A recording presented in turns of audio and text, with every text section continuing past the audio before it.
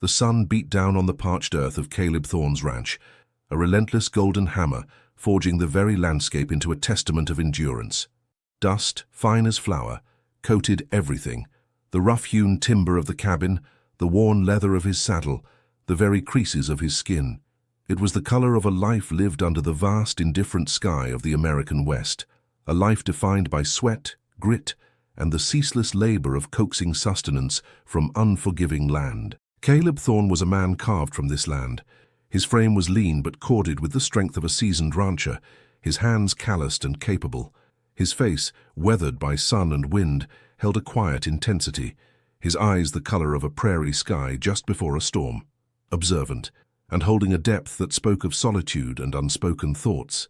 He moved with an economy of motion, a man who understood the value of every step, every gesture. His cabin, perched on a slight rise overlooking a valley of scrub oak and hardy grass, was his sanctuary, a place of meager comfort but profound peace. For years this peace had been his sole companion, punctuated only by the bellow of cattle, the whistle of the wind and the occasional distant cry of a hawk. The nearest town, Redemption Creek, was a 2-day ride, a collection of ramshackle buildings that served as a hub for trade, gossip, and the occasional bout of rough-and-tumble justice. Caleb frequented it only when necessity dictated, for supplies, for repairs, for the rare chance to hear news from the outside world, which to him felt a universe away. He was a man who preferred the quiet certainty of his land to the unpredictable currents of human interaction. But the West, as it often did, had a way of unearthing the solitary. A week ago, a letter had arrived, carried by a weary rider, whose horse seemed to sag under the weight of its own exhaustion. It was from a distant relative, a cousin twice removed, a man Caleb hadn't seen in 20 years. The letter spoke of a dying sister, Caleb's aunt, and a plea for assistance. Not financial, for Caleb had little to spare, but for someone to tend to the affairs of her estate, to ensure her last wishes were honored. The estate was small, a modest plot of land and a few belongings, but the dying woman's daughter, a young woman named Clara Beaumont, was left in a precarious position. Orphaned and with no other known family in the territory, she was to be sent to a distant relative in California, a journey Caleb knew was fraught with peril for a lone woman. The letter urged him to intercept her, to offer her safe passage, or at least to ensure she met her guardian with her dignity intact. Caleb, a man of duty, though he rarely spoke of it, found himself agreeing. He wasn't one for sentimentality, but the thought of a young woman alone and vulnerable, traversing the dangerous trails of the West, stirred something within him. He packed a sturdy saddlebag, checked his rifle, and set out towards Redemption Creek, the letter a crisp reminder of his commitment in his breast pocket. The ride was uneventful, the landscape a familiar, unchanging panorama of rugged beauty. The air grew warmer as he descended into the valley, carrying with it the scent of sagebrush and dry earth. As he approached the outskirts of Redemption Creek, the distant sounds of saloon music and the clatter of horseshoes on the packed earth grew louder. The town was as he remembered it: dusty streets lined with weathered wooden buildings, a general store, a blacksmith, a few residences, and the ever-present saloon. A few men lounged outside the saloon, their faces shaded by wide-brimmed hats, their gazes following his approach. He dismounted in front of the general store, the familiar scent of coffee, leather, and kerosene, a comforting aroma. Inside, Silas, the proprietor, a portly man with a perpetually flour-dusted apron, greeted him with a nod. "Caleb, didn't expect to see you this far from your spread. What brings you to town?" "Silas," Caleb replied, his voice a low rumble. "Got a letter. Heard about Martha's passing." Silas's bushy eyebrows rose. "Martha, bless her soul, tough woman. Heard her daughter Clara was coming out to the territory. Suppose that's who you're here for then?" "That's the general idea," Caleb confirmed. "Supposed to meet her. Where exactly?" He pulled out the letter, his large fingers fumbling slightly with the worn paper. Silas peered at it. "Ah, yes, the stagecoach office. That's where the westbound passengers usually end up. Should be one due in this afternoon if the trail ain't washed out, or the coyotes ain't eaten the horses." He chuckled, a dry, rasping sound. "Don't hold your breath for punctuality out here, Caleb." Caleb gave a curt nod. He wasn't one for waiting. He bought a few provisions, coffee, beans, a new pair of gloves, his movements efficient and deliberate. As he stepped back out into the blinding sunlight, his gaze swept across the street. That's when he saw her. She was standing near the stagecoach office, a solitary figure against the dusty backdrop of Redemption Creek. Her dress, though travel-worn, was of finer material than what was typically seen in these parts, a deep emerald green that seemed incongruous against the muted browns and greys of the frontier. A wide-brimmed hat obscured much of her face, but the set of her shoulders, the slight tilt of her head, exuded an air of both apprehension and steely resolve. She clutched a small leather-bound valise, her knuckles white. This, he surmised, must be Clara Beaumont. The stagecoach that brought Clara Beaumont to Redemption Creek was a lumbering beast of dust and creaking wood, its wheels groaning under the strain of the rutted tracks. Inside, the journey had been a cramped, jarring affair, a constant battle against the dust that seeped through every crack and the bone-shaking jolts that threatened to dislodge even the most stoic passenger. Clara, accustomed to the cushioned elegance of her former life in the East, had endured it with a stoic, if somewhat strained, composure. She clutched the small, ornate locket around her neck, its cool metal a small comfort against the suffocating heat and the gnawing uncertainty of her future. She had been informed by the stagecoach agent that her escort, a Mr. Thorne, was expected to meet her. The agent, a man whose face seemed permanently etched with a weariness that spoke of 1,000 dusty miles, had offered little more than a shrug when she inquired further. Thorne? Aye, he's a rancher, lives a ways out. Good man, I hear. Keeps to himself mostly. A rancher, Clara had murmured, her mind conjuring images of sprawling estates and, well, she wasn't quite sure. Her understanding of ranch life was gleaned from romantic novels and whispered conversations, a world far removed from the harsh realities she was now facing. As the coach rattled to a halt in front of the general store, the sounds of the small town washed over her. A dog barking, the clang of a hammer, distant laughter. She stepped down, her boots sinking slightly into the dust, and her eyes scanned the street, searching for a familiar face, or at least a face that seemed to belong to a man who would be meeting a young woman alone. Then she saw him, a tall, imposing figure, silhouetted against the harsh afternoon sun. He was dressed in worn denim and leather, his hat pulled low, but there was an undeniable presence about him. He approached with a measured gait, his movements economical, almost predator-like. As he drew closer, she could see the lines etched on his face, the quiet strength in his bearing, the direct, unblinking gaze of his eyes. He was not what she had imagined, not a jovial, perhaps slightly rough country gentleman. He was elemental. Miss Beaumont? His voice was a low baritone, deep and resonant, carrying a hint of the wind that swept across the plains. Yes, Mr. Thorne, she replied, her voice a little breathless, the formality of her upbringing clinging to her like the dust. I am Clara Beaumont. He nodded, a slight inclination of his head. Caleb Thorne, the stage is late. Been a rough week on the trail, I reckon. It has been an experience, Clara managed, a faint smile touching her lips, though it didn't quite reach her eyes. Your belongings? He asked, his gaze sweeping over her single valise. This is all I have, sir. My aunt. She left very little, and I was to travel on to California to my guardian, Mr. Sterling. Caleb's brow furrowed slightly. The letter I received spoke of you staying with me for a time, to see you safely on your way. Martha's arrangements were clear on that point. He paused, his gaze meeting hers, a flicker of something unreadable in their depths. California is a long journey, Miss Beaumont, especially alone. My ranch is a few days' ride from here. I can provide a safe place to rest, and we can discuss the best way to get you to your guardian. Clara hesitated. This was not the plan she had envisioned. She had expected to be escorted directly to the next stagecoach, or perhaps a passing wagon heading west.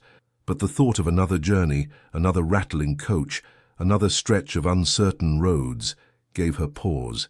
His ranch, though remote, sounded like a temporary haven, and there was a quiet authority about him that, despite her apprehension, instilled a sliver of trust. Thank you, Mr. Thorne, she said, her voice firmer now.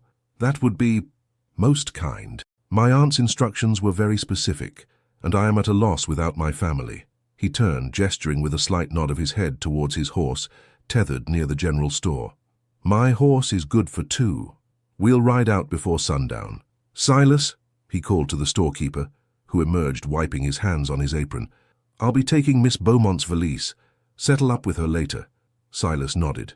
No problem, Thorn. Just keep her out of trouble. Caleb offered Clara his hand, a large, rough hand that felt both alien and surprisingly steady. She placed her own hand in his, and he helped her mount his horse, his touch brief but firm. Then, without further ado, he swung himself into the saddle in front of her, settling her gently before him.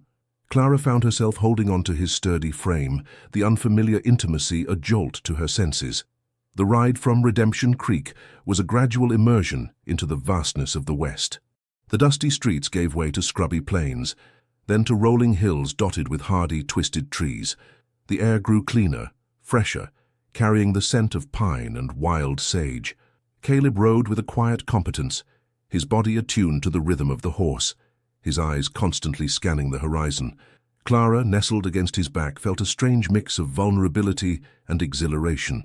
The world stretched out before them, immense and untamed, a stark contrast to the confined spaces she had known. As the sun began its descent, painting the sky in hues of orange, pink, and deep purple, they finally crested a hill, and there it was, Thorn's cabin. It was small, rustic, nestled in a sheltered hollow. Smoke curled from its stone chimney, a welcoming sign against the encroaching twilight. It was humble, far from the grand estates Clara had read about, but it exuded a sense of lived-in permanence, a quiet strength that mirrored its owner. As they rode closer, a faint sweet aroma, like dried herbs and something vaguely floral, drifted on the evening breeze, a curious counterpoint to the ruggedness of the landscape. The air around Thorn's cabin was different. It was tinged with the distinct, earthy scent of dried herbs, a subtle perfume that spoke of tinctures, poultices, and a knowledge of the natural world. Clara, dismounting from Caleb's horse, inhaled deeply, a sense of quiet curiosity replacing some of her earlier apprehension. This was not the stark, barren landscape she had half expected. There was a tidiness to the small garden patch near the cabin, a carefully tended collection of plants that hinted at more than just a basic survival. Caleb helped her down, his grip firm but gentle. "Welcome to Thorns," he said, his voice a low rumble. "It ain't much, but it's dry and has a roof." He gestured towards the cabin. "I have some stew on the fire, should be ready soon." As he led the way to the door, it swung open before they reached it, revealing a woman standing in the dim light of the interior. She was not old, nor was she young. Her hair, the color of rich, dark soil, was pulled back in a simple braid, a few errant strands escaping to frame a face that held both a quiet strength and a deep well of compassion. Her eyes, the color of warm honey, met Clara's with a gentle, assessing gaze. She wore a simple, practical dress, its fabric sturdy and well-worn, and her hands, Clara noticed, were slender and capable, tinged with what looked like faint stains of green. "Caleb," the woman said, her voice soft but clear, carrying a melodic cadence. "You're back, and you've brought a guest." Her gaze settled on Clara, a flicker of surprise in her expression, quickly masked by a welcoming smile. "Welcome. I'm Eleanor Vance." Clara felt a strange pang, a subtle shift in the air, as if a new element had been introduced into the quiet equilibrium of the place. "Miss Vance," Clara replied, offering a polite nod. "I am Clara Beaumont. It is a pleasure to meet you." She felt a sudden, overwhelming awareness of her own travel-worn appearance, her dusty clothes and wind-tangled hair in contrast to Eleanor's serene presence. "Please come in," Eleanor said, stepping aside. "The stew is almost ready. Caleb, you can bring Miss Beaumont's bag in. I've got a bit of a chill, so I've kept the fire low." As Caleb disappeared back outside to retrieve Clara's valise, Clara stepped into the cabin. It was small, but surprisingly cozy. A sturdy wooden table and chairs occupied the center of the room. A hearth with a crackling fire dominated one wall, and a simple cot lay neatly made in a corner. Shelves lined another wall, filled with jars of dried herbs, small bottles, and a scattering of well-read books. The air was thick with the comforting aroma of herbs and the savory scent of cooking stew. It was a stark contrast to the rough exterior, a testament to the care and intention that had been poured into this humble dwelling. Eleanor moved with a quiet grace, her presence filling the small space without being overbearing. She seemed to possess an innate understanding of the domestic arts, her movements efficient and practiced as she stirred the stew, adding a final pinch of something from a small bowl. "I hope you don't mind the company," Eleanor said, her eyes meeting Clara's again. Caleb doesn't often have visitors. I've been staying here for a few months, helping him with things. He's not always the best at looking after himself, especially when it comes to meals and keeping things in order. Her smile held a warmth that seemed genuine, yet Clara detected a subtle undertone, a possessiveness in her tone that pricked at her. "I am grateful for any kindness shown to me in this unfamiliar territory," Clara replied, choosing her words carefully. She sat at the table, her gaze taking in the details of the cabin. The jars on the shelves were meticulously labeled in a neat, looping script. Chamomile, peppermint, echinacea, willow bark. It was clear Eleanor had a deep knowledge of these plants, a skill that seemed both practical and perhaps a little unusual for this part of the country. Caleb returned, placing Clara's valise by the cot. He gave Eleanor a brief nod, his eyes acknowledging her presence, but his attention seemed to be largely focused on the task at hand, settling his guest.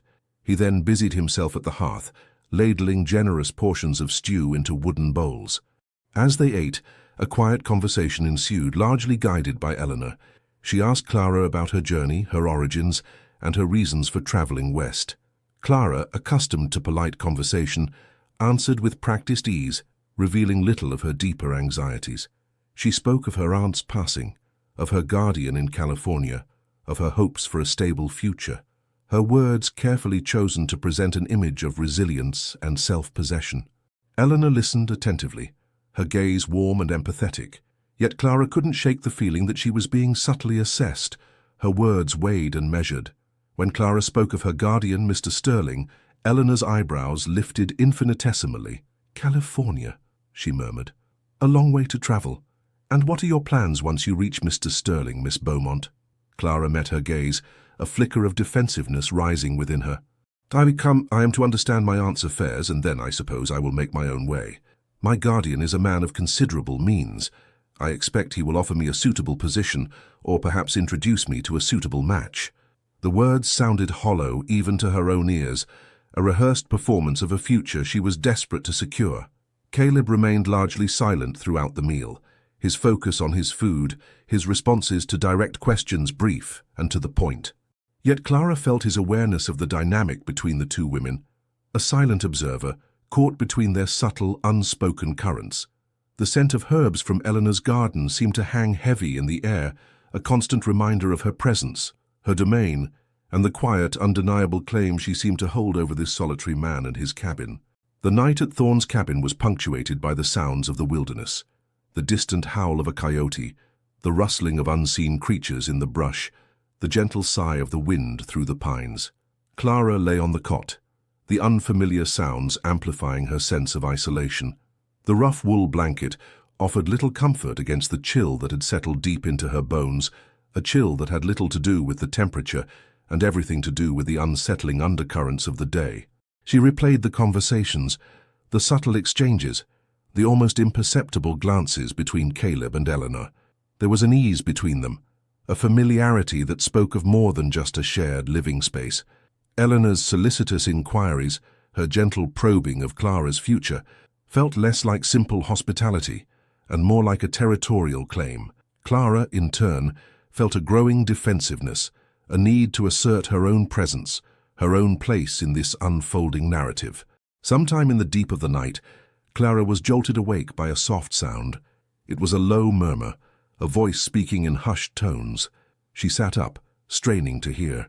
The voices seemed to be coming from outside, near the side of the cabin. She crept to the small, grimy window, peering out into the moon-drenched darkness. She could make out two figures standing near the edge of the small herb garden, Caleb and Eleanor. They were speaking in low voices, their words indistinct, carried away by the night breeze. Clara strained to catch any discernible phrases. She heard Caleb's deep rumble, punctuated by Eleanor's softer, more urgent tones. "Can't stay here long, Caleb. This is complicated." Eleanor's voice carried a hint of distress. "I know," Caleb replied, his voice gruff, "but she's here now. Martha's daughter. I gave my word." "Your word is honorable, Caleb, as always," Eleanor said, a sigh in her voice. "But what about our word? What about what we've built here?" Clara's breath hitched. Our word? What they had built? The question hung in the air, heavy with unspoken implications. She felt a knot of unease tighten in her stomach. This was not merely a matter of providing shelter for a stranded traveler. There was a history here, a connection between Caleb and Eleanor that ran deeper than she had initially perceived. Eleanor continued, her voice softening, almost pleading. "She doesn't belong here, Caleb. This life, it's not for her. She'll break, or worse, she'll change us. We're not equipped for this kind of complexity." "She's a guest," Caleb stated, his tone firm. "And she's alone. Martha wanted her safe. That's all that matters right now." "And what about your safety? And mine?" Eleanor's voice rose slightly, a sharp edge to it. "You know what kind of men can be drawn to a place like this, especially when a woman like that arrives with her airs and her expectations. We have to be careful." Clara pulled back from the window, her heart pounding. She had been labeled, dismissed, categorized even before she had uttered a word of her intentions. Her airs, her expectations. The words stung. She was not here to disrupt their lives, only to find her own footing. But their conversation, steeped in a shared history and a palpable sense of protectiveness, made her feel like an interloper, an unwelcome disruption. She returned to the cot, the quiet of the cabin now feeling charged with unspoken tension. She tried to reconcile the Caleb she had glimpsed that day, the stoic, dutiful rancher, with the man who seemed to have such a deep, complex connection with Eleanor. And Eleanor herself, the kind, capable healer, whose words in the darkness held a desperate possessiveness. Clara closed her eyes, trying to block out the whispers of the night. She had come west seeking stability, a refuge from the uncertainty of her past. But it seemed this refuge, this solitary ranch, was already a landscape of complicated relationships and unspoken claims. She knew with a growing certainty that her presence here would not be a simple, quiet interlude. She was a new variable in an equation that had, until now, seemed to maintain a fragile but established balance. The fight, she suspected, had already begun, even if it was fought in hushed tones under the vast, starry sky. The dawn arrived, painting the sky in soft pastels, and Clara rose, her mind a whirl of confused emotions. She dressed quickly, her movements more deliberate than usual.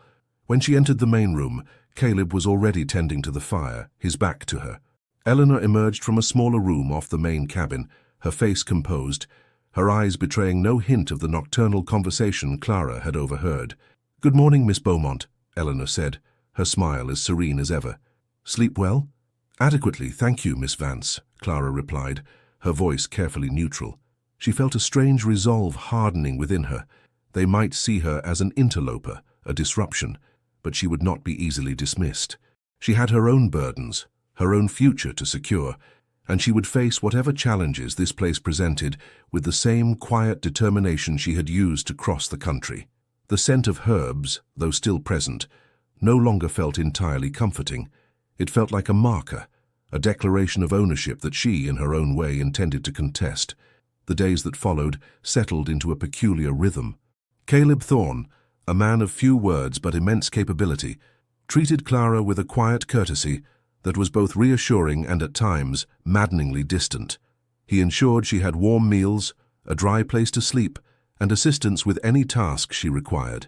He would often ride out for long hours, tending to his cattle, mending fences, his presence a constant, reliable anchor in the vast landscape. Eleanor Vance, however, was the sun around which Clara's days seemed to orbit. She was the dispenser of comfort, the purveyor of practical wisdom, and the constant, gentle reminder of Clara's precarious position. Her days were filled with tending to her extensive herb garden, preparing tinctures and salves in her small, dedicated room, and overseeing the domestic running of the cabin with an efficiency that left little room for Clara to assert herself. Clara found herself increasingly drawn to Eleanor's knowledge. She would watch, fascinated, as Eleanor worked with the plants, her touch knowledgeable and intuitive. One afternoon, while Caleb was away on a cattle drive, Clara found Eleanor carefully grinding dried roots with a mortar and pestle. "That's a powerful concoction you're making, Miss Vance," Clara remarked, trying to keep her tone light. Eleanor glanced up, her honey-colored eyes appraising. "It is. For the ague. Helps to break a fever and ease the aches. The winter coughs are starting to make their rounds in Redemption Creek." She paused, then added, "It's a skill that served me well out here. Better than knowing how to pour tea, I suppose."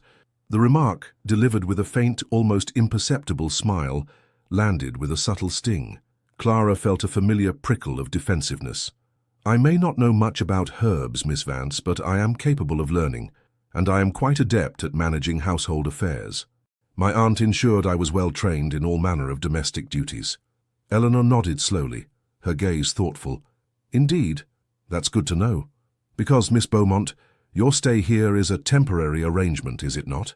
Caleb is a good man, a kind man, but his life is here on this land.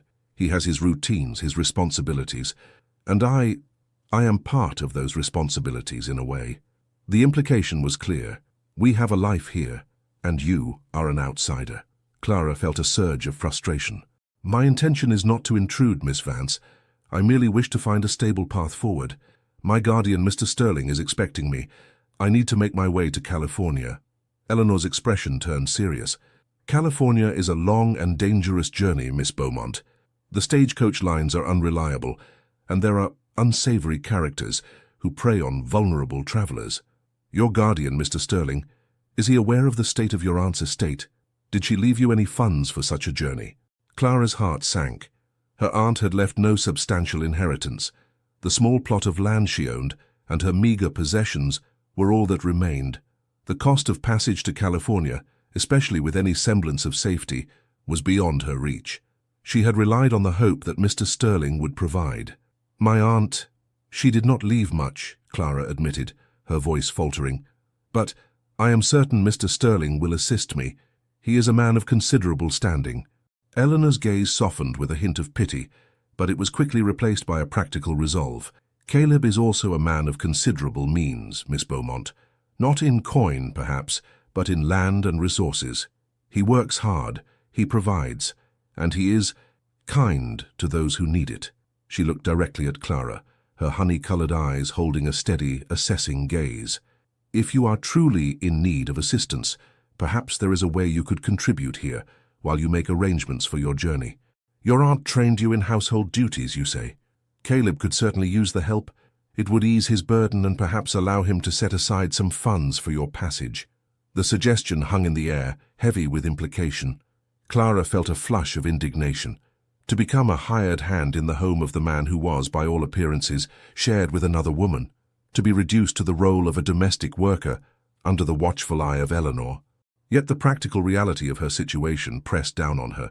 She was virtually penniless. The journey to California seemed increasingly impossible. You mean I would work here?" Clara asked, her voice barely a whisper. Eleanor nodded. "Think of it as an exchange. You help Caleb with the cabin, the cooking, the mending, things he often neglects. In return, he would provide your keep, and perhaps, when he is able, he could help with the cost of your journey. It would be safer than traveling alone, and it would give you time to gather your thoughts and make proper arrangements." Clara looked around the cabin, the familiar scent of herbs suddenly feeling cloying. She saw Caleb's saddlebag by the cot, a silent testament to his presence. She saw the jars of dried plants lining Eleanor's shelves, a symbol of her established place, and she felt a deep, gnawing fear. This was not the future she had envisioned, not the dignified path she had hoped for. But was it a path nonetheless? A pragmatic solution to an impossible problem? The shadow of Eleanor's possessiveness seemed to lengthen, and Clara wondered if this was merely a temporary reprieve or the beginning of a much deeper entanglement. Clara spent the next few days in a state of quiet turmoil, the practical proposition laid out by Eleanor Vance weighing heavily on her mind. The idea of becoming a domestic helper in Caleb Thorne's cabin felt like a bitter pill to swallow. It was a far cry from the independent life she had dreamed of, the one where she would, perhaps, find a suitable position or even a respectable marriage through her guardian, Mr. Sterling. But the stark reality of her financial situation, coupled with the inherent dangers of traveling alone across the territory, made Eleanor's offer increasingly difficult to dismiss. She observed Caleb more closely during these days. He was a man of few words, his interactions with both women marked by a quiet courtesy that offered no clear indication of his true feelings. He seemed to value Eleanor's presence, her knowledge of herbs, her capability in running the household. He treated Clara with respect, but it was the detached respect one might afford a visitor, not a confidant. He was clearly accustomed to Eleanor's care, the meals she prepared, the order she maintained. Clara recognized with a sinking heart that her own domestic skills, while well-honed, might not be enough to displace Eleanor's established position. One afternoon, while Caleb was out checking on a distant pasture, Clara found herself drawn to the small, separate room Eleanor used as her apothecary. The door, usually kept closed, was slightly ajar.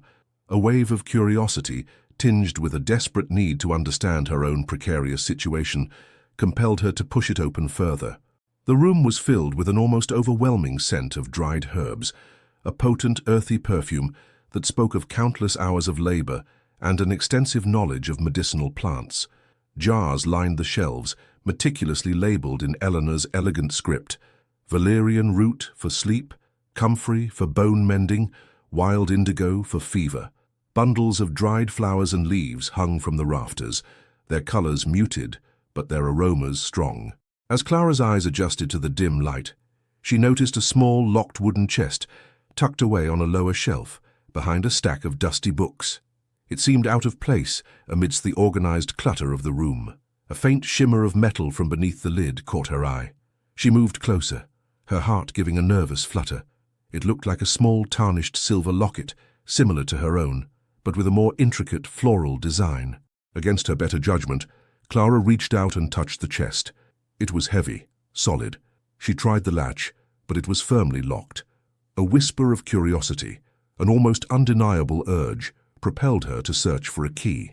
Her gaze swept over the shelves, the small work table. Tucked away in a small earthenware pot filled with loose chamomile flowers, she found it, a small tarnished silver key. Her hands trembled as she inserted the key into the lock. It turned with a soft click. She lifted the lid, revealing the contents. Inside, nestled on a bed of faded velvet, lay several items. There were dried flowers, intricately pressed, a small, worn, leather-bound journal, and there, more prominently displayed, was the silver locket she had glimpsed. It was indeed a locket, and as she picked it up, she saw that it was engraved with the initials E.V. and C.T. Eleanor Vance, Caleb Thorne. The initials seemed to burn into her vision. Her gaze fell upon the journal. It was small, its pages brittle with age. Hesitantly, she opened it. The handwriting was Eleanor's, elegant and flowing, but the words, when Clara began to read, were far from serene. They spoke of a deep, consuming love for Caleb, of shared dreams and whispered promises. They detailed a life lived alongside him, not just as a helper, but as a partner. There were entries about planting the first seeds in the herb garden together, about nights spent under the stars, about their shared hopes for a future on this land. One entry, dated a few months prior, made Clara's blood run cold. Caleb is being too kind, too noble. He speaks of Martha's daughter, of his duty, but he doesn't see what he already has. He doesn't see what we have built. This ranch is ours, our sanctuary. And I fear this new arrival will be a disruption, a threat to everything we hold dear. I must ensure she understands her place, or find a way to ensure she does not disrupt our life. He is too good to lose, and I will not let him be taken from me. Clara snapped the journal shut, her hands shaking. The scent of herbs suddenly felt suffocating, poisonous. Eleanor Vance was not just a helper, a friend, or a neighbor. She was, in her own words, a partner. And she saw Clara not as a lost traveler, but as a threat. The proposition of working in the cabin, of contributing to the household, was not an act of generosity, but a calculated move to keep Clara under Eleanor's watchful eye, to assert dominance, and perhaps to ensure Clara never made it to California at all. The carefully constructed facade of gentle hospitality crumbled, revealing a fierce, possessive intent. The complexities Eleanor had spoken of in the night were far deeper and more dangerous than Clara had imagined. The discovery in Eleanor's room cast a long shadow over Clara's days. The scent of herbs, once a symbol of nature's healing power, now seemed to carry a hint of deceit. Eleanor's every kind word, every solicitous inquiry, felt laced with a hidden agenda. Clara found herself watching Eleanor with a newfound wariness, her polite demeanor a fragile mask over a fierce, protective possessiveness. Eleanor, for her part, seemed to sense the shift. Her smiles became a fraction tighter, her questions more pointed. She continued to press the idea of Clara staying and working at the cabin, framing it as the most practical and safe solution. "It's for the best, Clara," she'd say. her voice smooth as polished riverstone. "Caleb needs help, and you need a stable place to stay while you figure things out. The territory can be unforgiving to a woman alone. Here, at least, you'll be under our protection." The word "our" echoed in Clara's ears, a constant reminder of the unspoken truth. Eleanor's protection felt more like a gilded cage. Clara found herself increasingly withdrawn, her conversations with Eleanor strained, her interactions with Caleb carefully neutral, a deliberate effort to avoid revealing her awareness of the underlying tension. Caleb, caught in the middle of this silent war, seemed increasingly troubled. He would observe Clara and Eleanor with a furrowed brow, his usual quiet demeanor tinged with a subtle unease. He noticed Clara's withdrawal, her hesitant responses, the way her eyes would dart towards Eleanor with a flicker of something unreadable. He also saw the subtle tension that now existed between him and Eleanor, a new layer of guardedness that hadn't been there before Clara's arrival. One evening, as they sat around the sparse dinner table, the silence stretched, thick and heavy. Caleb cleared his throat. "Miss Beaumont," he began, his voice a low rumble, "you seem quiet lately. Is everything to your satisfaction here? Do you need anything?" Clara met his gaze, a surge of defiance warring with her ingrained politeness. She wanted to confess what she had found, to expose Eleanor's manipulative intentions.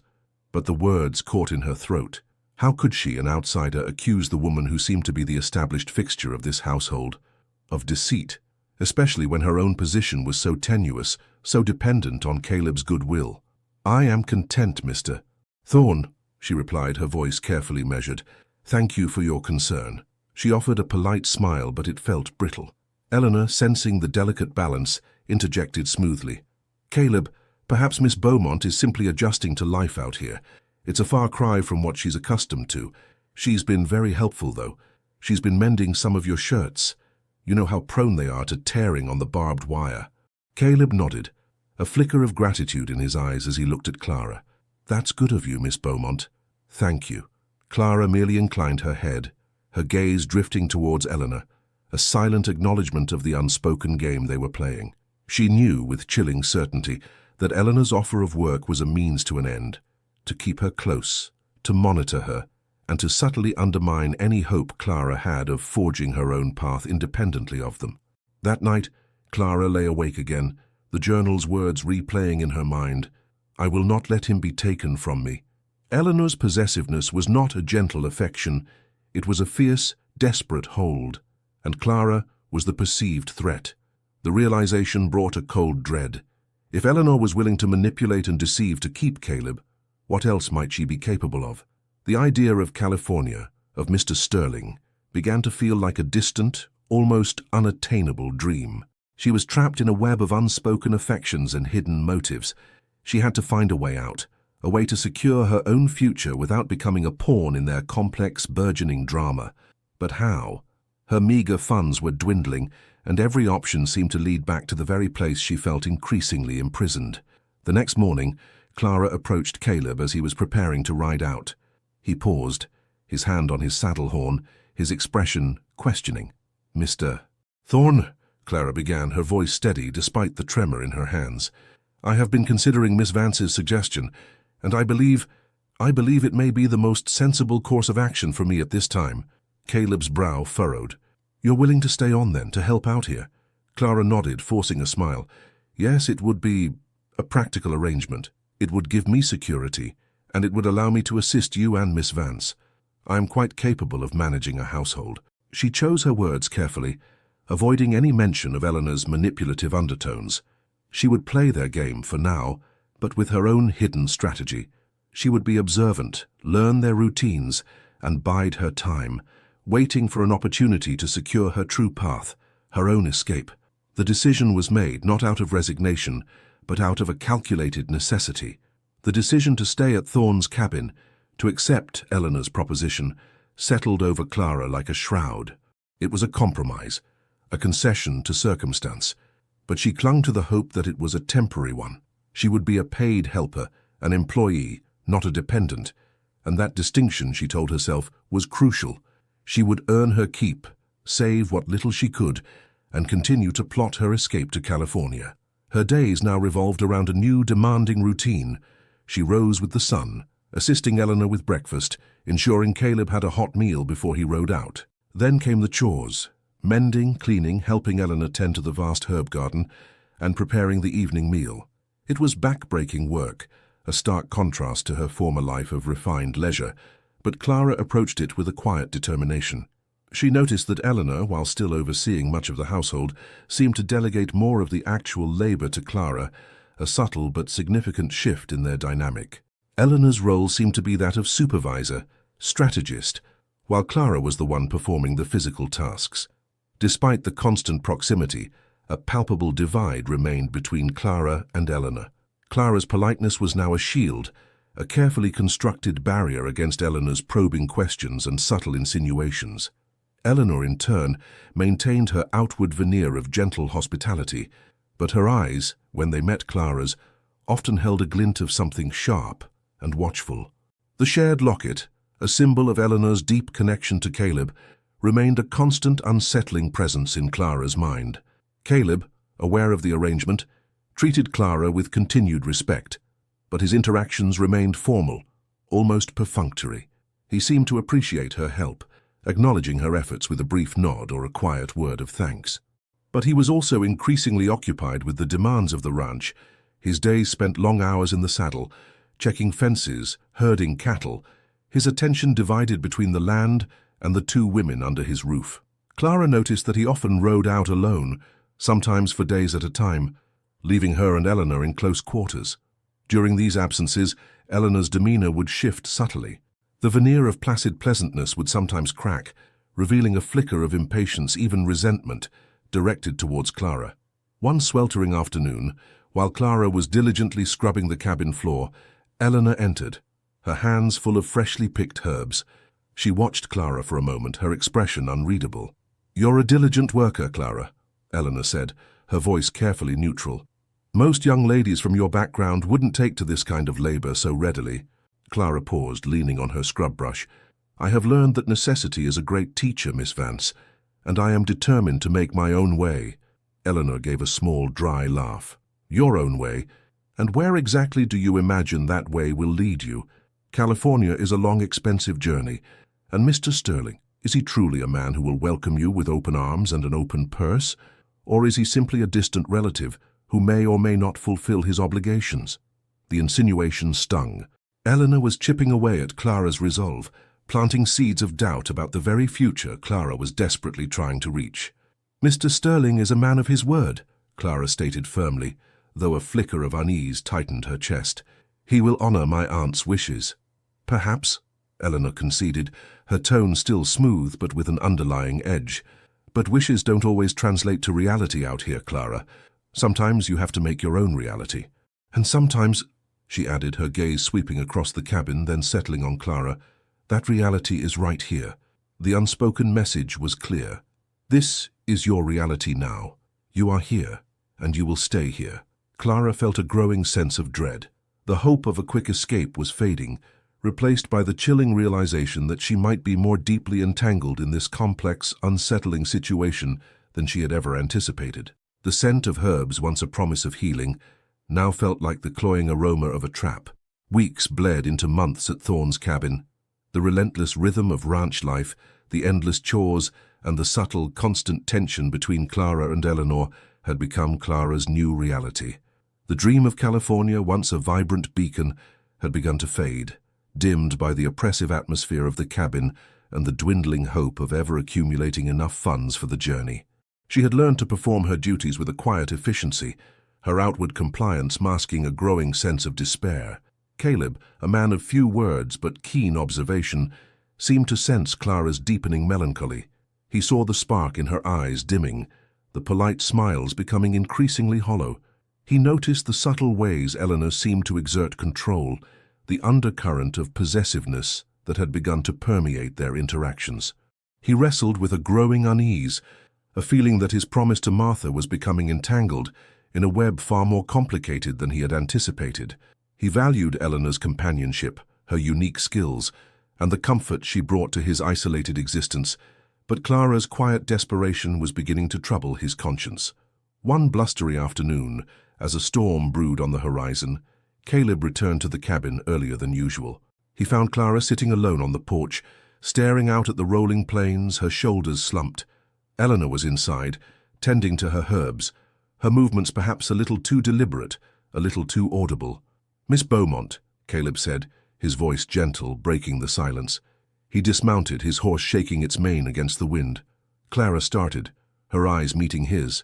"Mr. Thorne," she replied, her voice softer than usual. "Are you well?" he asked, his gaze direct, honest. "I seem troubled." Clara hesitated. She had held her tongue for so long, playing the role of the compliant helper, but something in Caleb's earnest gaze, in the genuine concern etched on his weathered face, finally broke through her defenses. I am weary, Mr. Thorne," she confessed, her voice barely a whisper. "This life, it is not what I envisioned." Caleb nodded slowly, his eyes scanning the vast, empty landscape, as if searching for an answer. "I understand. It's a hard life out here. And I fear I have not been the best host." He paused, a rare moment of vulnerability in his demeanor. "Eleanor, she cares for this place, for me, and she's been very helpful." He seemed to be choosing his words with extreme care. "But you are also a guest, and you deserve more than just existing here." Clara felt a prickle of hope, a tiny ember rekindled in the ashes of her despair. "I had hoped to reach California, Mr. Thorne, to find my guardian, Mr. Sterling. But the cost, it seems insurmountable." Caleb's jaw tightened. He looked towards the cabin, where Eleanor was visible through the window, her back to them. He then turned back to Clara, his expression resolute. "There's a cattle drive heading east next week," he said, his voice firm. "A large one organized by Silas and a few other ranchers from Redemption Creek. They'll be taking a herd to the railhead in Abilene. The pay is good for those who join the crew. It's hard work, dangerous work, but it pays well. Perhaps that is an opportunity for you to earn your passage. I can speak to Silas, put in a good word for you. He owes me a favor." Clara's breath caught in her throat. A cattle drive? To Abilene? It was a daunting prospect, fraught with its own perils, but it was a chance, a real chance, and the fact that Caleb was offering to help, to intervene, was a revelation. It suggested a conflict within him, a recognition that Eleanor's possessiveness, and perhaps his own passive acceptance of it, was not entirely right. "A cattle drive," Clara repeated, a tremor of excitement in her voice. "But I am a woman. I don't know if I could." "You are strong, Miss Beaumont," Caleb said, his gaze steady. "You've done hard work here, and you have a good mind. They'll need hands for camp duties, for cooking, for tending to the wagon. It's not all riding the range, though there's plenty of that too. Silas is a fair man, and he knows I vouch for you. It's a way to earn your own way, to stand on your own 2 feet, and to finally get to California." A glimmer of hope, bright and unexpected, pierced through the gloom of Clara's despair. This was not the gentle, guided journey she had envisioned, but it was a path she could forge herself, with her own effort, her own courage. She looked at Caleb, at the quiet strength in his eyes, and saw not just a rancher but a man wrestling with his own sense of duty and morality. He was offering her a way out, a chance to reclaim her agency. I would consider it, Mr. Thorne," Clara said, her voice filled with a newfound resolve. Thank you very much." As Caleb nodded, a gust of wind swept across the porch, rattling the cabin's timbers. Clara looked towards the window, where Eleanor's shadow still moved within. She knew that her acceptance of this offer would undoubtedly stir the waters, that Eleanor would not take kindly to Clara's bid for independence. But for the first time in months, Clara felt a flicker of something akin to genuine hope. The cattle drive to Abilene was a dangerous proposition, but it was her proposition, her choice, and that made all the difference. The fight for her future, she realized, was far from over, but now she had a fighting chance. The scent of pine and damp earth filled Jedediah's cabin, a comforting aroma that had always grounded him. Tonight, however, it was tinged with an unfamiliar tension, a subtle undercurrent that had become as much a part of the air as the crackling fire. Ilara was meticulously mending a torn saddlebag by the hearth, her movements economical and precise, a testament to her practical nature. Serafina, on the other hand, sat at the rough-hewn table, sketching in a worn leather-bound book, her brow furrowed in concentration, her charcoal-smudged fingers dancing across the page. Jedediah watched them, a familiar ache settling in his chest. It had been weeks since Seraphina's arrival, weeks since the quiet solitude of his life had been fractured by the presence of two women who had, in their own distinct ways, carved out spaces in his world. He'd known from the outset that this was a precarious balance, a tightrope walk over an abyss of unspoken emotions and potential heartache.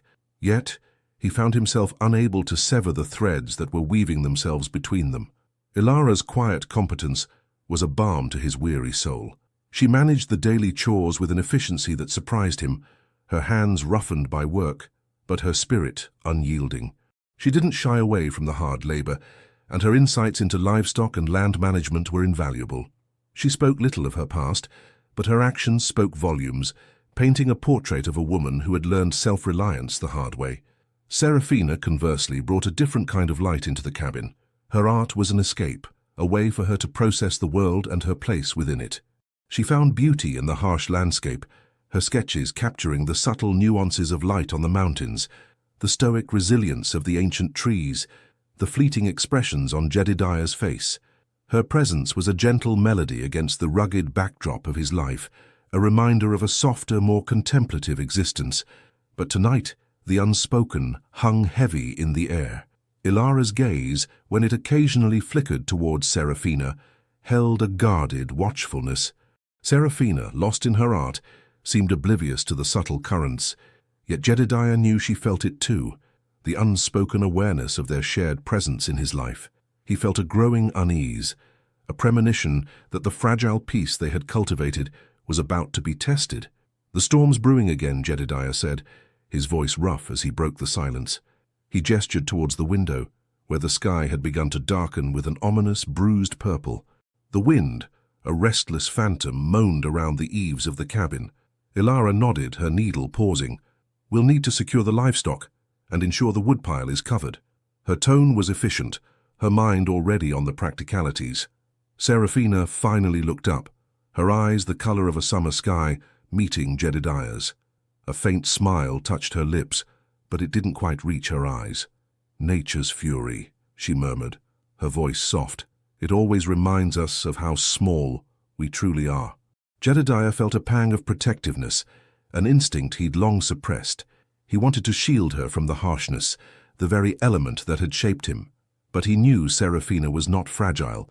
Her strength lay in a different realm, in her resilience of spirit and her ability to find beauty even in the face of adversity. He rose, stretching his long limbs. "Ilara, you check on the horses. Seraphina, help me bring in the feed sacks from the lean-to. We don't want them getting soaked." Ilara readily agreed, her movements swift as she gathered her shawl. Seraphina closed her sketchbook, a shadow of reluctance passing across her face, but she stood, her eyes meeting Jedediah's in a silent, shared understanding. The storm was coming, not just from the sky, but from within the confines of his own cabin. As they stepped out into the rapidly chilling air, the first fat drops of rain began to fall, splattering against the dry earth like scattered coins. The wind whipped around them, carrying the scent of distant thunder and the unsettling promise of a long, tempestuous night. Jedediah felt the weight of their gazes. Two women bound to him by circumstance and perhaps something more, their lives now intertwined with his own under the darkening western sky. He knew with a certainty that chilled him more than the approaching storm that the choices he made now would echo far beyond this remote cabin. The wind howled like a banshee, tearing at the shutters of the cabin as the storm unleashed its full fury.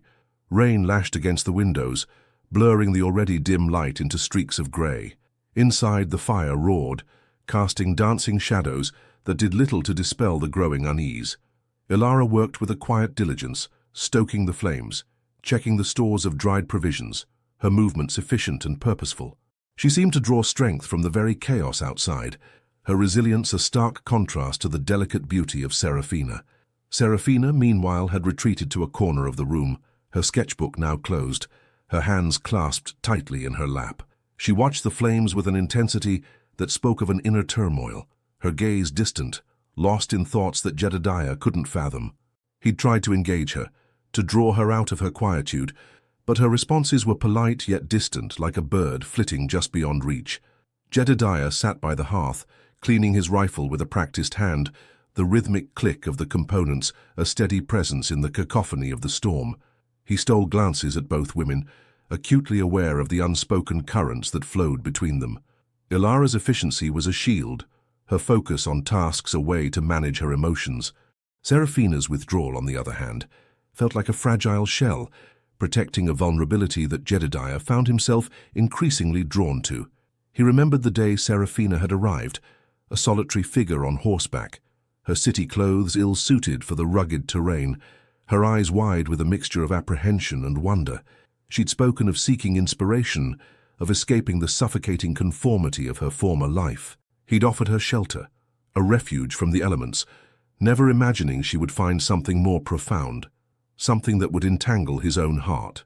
Ilara had arrived a few weeks prior, a woman of few words but immense capability. She'd appeared one dusty afternoon, her horse lathered, her face etched with exhaustion and a grim determination.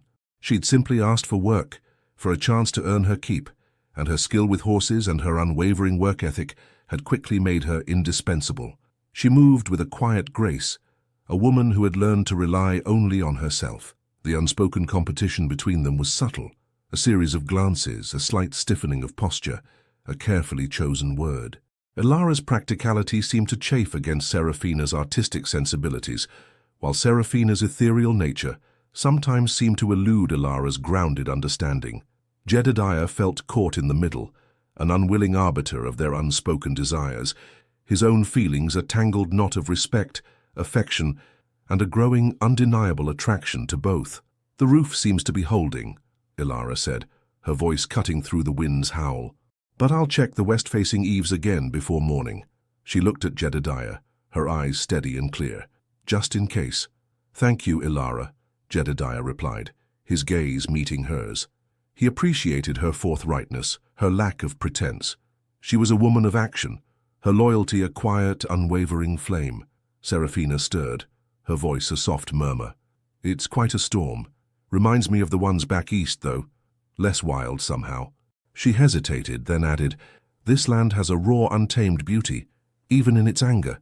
Jedediah felt a flicker of connection, a shared appreciation for the harsh, captivating landscape that surrounded them. "It tests you," he said, "but it also strengthens you if you let it." He noticed Ilara's subtle shift, a tightening of her jaw as Serafina spoke. It was a small thing, almost imperceptible, but Jedediah saw it. He knew Ilara wouldn't openly vie for his attention, but her quiet presence, her unwavering support, was a constant reminder of her own claim. As the night wore on, the storm raged, mirroring the tempests brewing within the cabin. Jedediah felt the weight of his decisions pressing down on him. He valued Ilara's grounded strength, her unwavering support. He was captivated by Serafina's ethereal spirit, her ability to find beauty in the desolate. He didn't want to lose either of them, yet he knew with a painful certainty that he couldn't keep them both. The storm outside was a physical manifestation of the emotional turmoil raging within him, and he had a sinking feeling that the worst was yet to come. The dawn broke not with a gentle caress, but with a grudging sigh. The storm had receded, leaving behind a world washed clean, glistening under a tentative sun. The air was crisp, carrying the sharp scent of wet pine and the lingering dampness of the night's fury. Jedediah emerged from the cabin, his shoulders stiff from a night of restless sleep, and surveyed the aftermath. Fallen branches littered the ground, and a small stream swollen by the rain gurgled ominously near the corrals. Ilara was already outside, her movements brisk as she assessed the minor damage. She'd secured the livestock with a quiet efficiency that Jedediah had come to rely upon. Her face, usually composed, held a hint of weariness, but her eyes were sharp, observant. "No real harm done," she reported, wiping a stray strand of hair from her brow with the back of her hand. "Just a bit of tidying up. The horses are restless, though." The thunder spooked them. Jedediah nodded, a knot of gratitude tightening in his chest. "You're a good hand, Ilara. Always have been." A faint blush touched her cheeks, a rare display of emotion. "Just doing my part, Jedediah." Her voice was low, steady. She met his gaze, and for a fleeting moment he saw a vulnerability beneath her competent exterior, a flicker of something akin to hope. Serafina emerged shortly after, wrapped in a woolen shawl, her eyes still holding the distant, introspective look of someone who had wrestled with inner demons through the night. She surveyed the scene with a quiet awe, her artist's eye taking in the dramatic transformation of the landscape. "It's as if the world has been born anew," she murmured, her voice soft against the backdrop of the chirping birds and the rustling leaves. She approached Jedediah, her hand reaching out, not to touch, but as if drawn by an invisible force. "Thank you for the shelter, Jedediah, for both of us." Jedediah felt a warmth spread through him at her words, at the gentle sincerity in her tone. He found himself wanting to offer her more than just shelter, to offer her the peace she so clearly craved. But the image of Ilara, standing steady and capable, flashed in his mind, and the familiar ache returned. Later that morning, while Ilara was tending to the horses, Jedediah found Serafina by the small creek, her sketchbook open. She was capturing the intricate patterns of water flowing over smooth stones, her charcoal pencil moving with a delicate precision. "You find beauty everywhere, don't you?" Jedediah said, leaning against a sturdy oak. Serafina looked up, a gentle smile gracing her lips. "It's there, Jedediah, if you only take the time to see it." The storm brought much, but it also washed away the dust, revealing the true form of things. She looked at him, her gaze direct and knowing. "Perhaps it did the same for us." Jedediah shifted uncomfortably. Her words, though poetic, held a subtle challenge, an unspoken question that he wasn't ready to answer. He admired her ability to articulate the unspoken, to weave meaning from the mundane, but Ilara's quiet strength, her unwavering presence, felt equally profound. As they worked through the day, a subtle shift occurred. Ilara, usually so self-contained, began to engage more, her dry wit surfacing in brief, insightful observations. She spoke of her past not in a narrative, but in fragmented anecdotes, hinting at hardship and resilience, at a life lived on the fringes. Jedediah listened, piecing together a picture of a woman forged in the fires of adversity, a woman who valued truth and hard work above all else. Serafina, sensing the subtle shift, seemed to retreat further into her art, her sketches becoming more introspective, filled with muted colors and shadowed figures. Jedediah caught glimpses of her work when she wasn't looking, and he saw in them a yearning, a quiet sadness that tugged at his heart. By evening the air was still and clear, the stars beginning to prick the darkening sky. The cabin was filled with a comfortable silence, punctuated only by the crackling fire and the gentle sounds of their movements. Jedediah sat at the table, mending a fence post, while Ilara meticulously prepared a simple meal. Serafina was by the window, gazing out at the vast expanse of the night. He felt the weight of their presences, the unspoken questions hanging in the air. Ilara's quiet strength was a rock, a foundation. Serafina's artistic soul was a wildflower, captivating and unexpected. He knew with a growing certainty that he was at a crossroads, and the path he chose would not only define his own future, but would irrevocably alter the lives of these two remarkable women. The calm after the storm was merely a prelude to the emotional tempest that was brewing within him. The days following the storm settled into a routine, a fragile rhythm established by necessity, and a growing, unspoken understanding. Jedediah's ranch, a sprawling testament to his hard work and solitary dedication, demanded constant attention. Ilara's practical skills were an invaluable asset, her hands calloused but capable as she mended fences, tended to the livestock, and kept the cabin running with an efficient, quiet grace.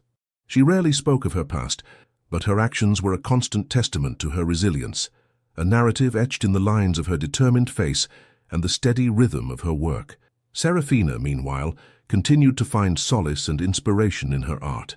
She spent hours exploring the surrounding landscape, her sketchbook her constant companion. Her drawings, once filled with the vibrant colors of the natural world, began to shift, taking on a more introspective quality. The figures within them grew more solitary, the landscapes more desolate, yet imbued with a profound melancholic beauty.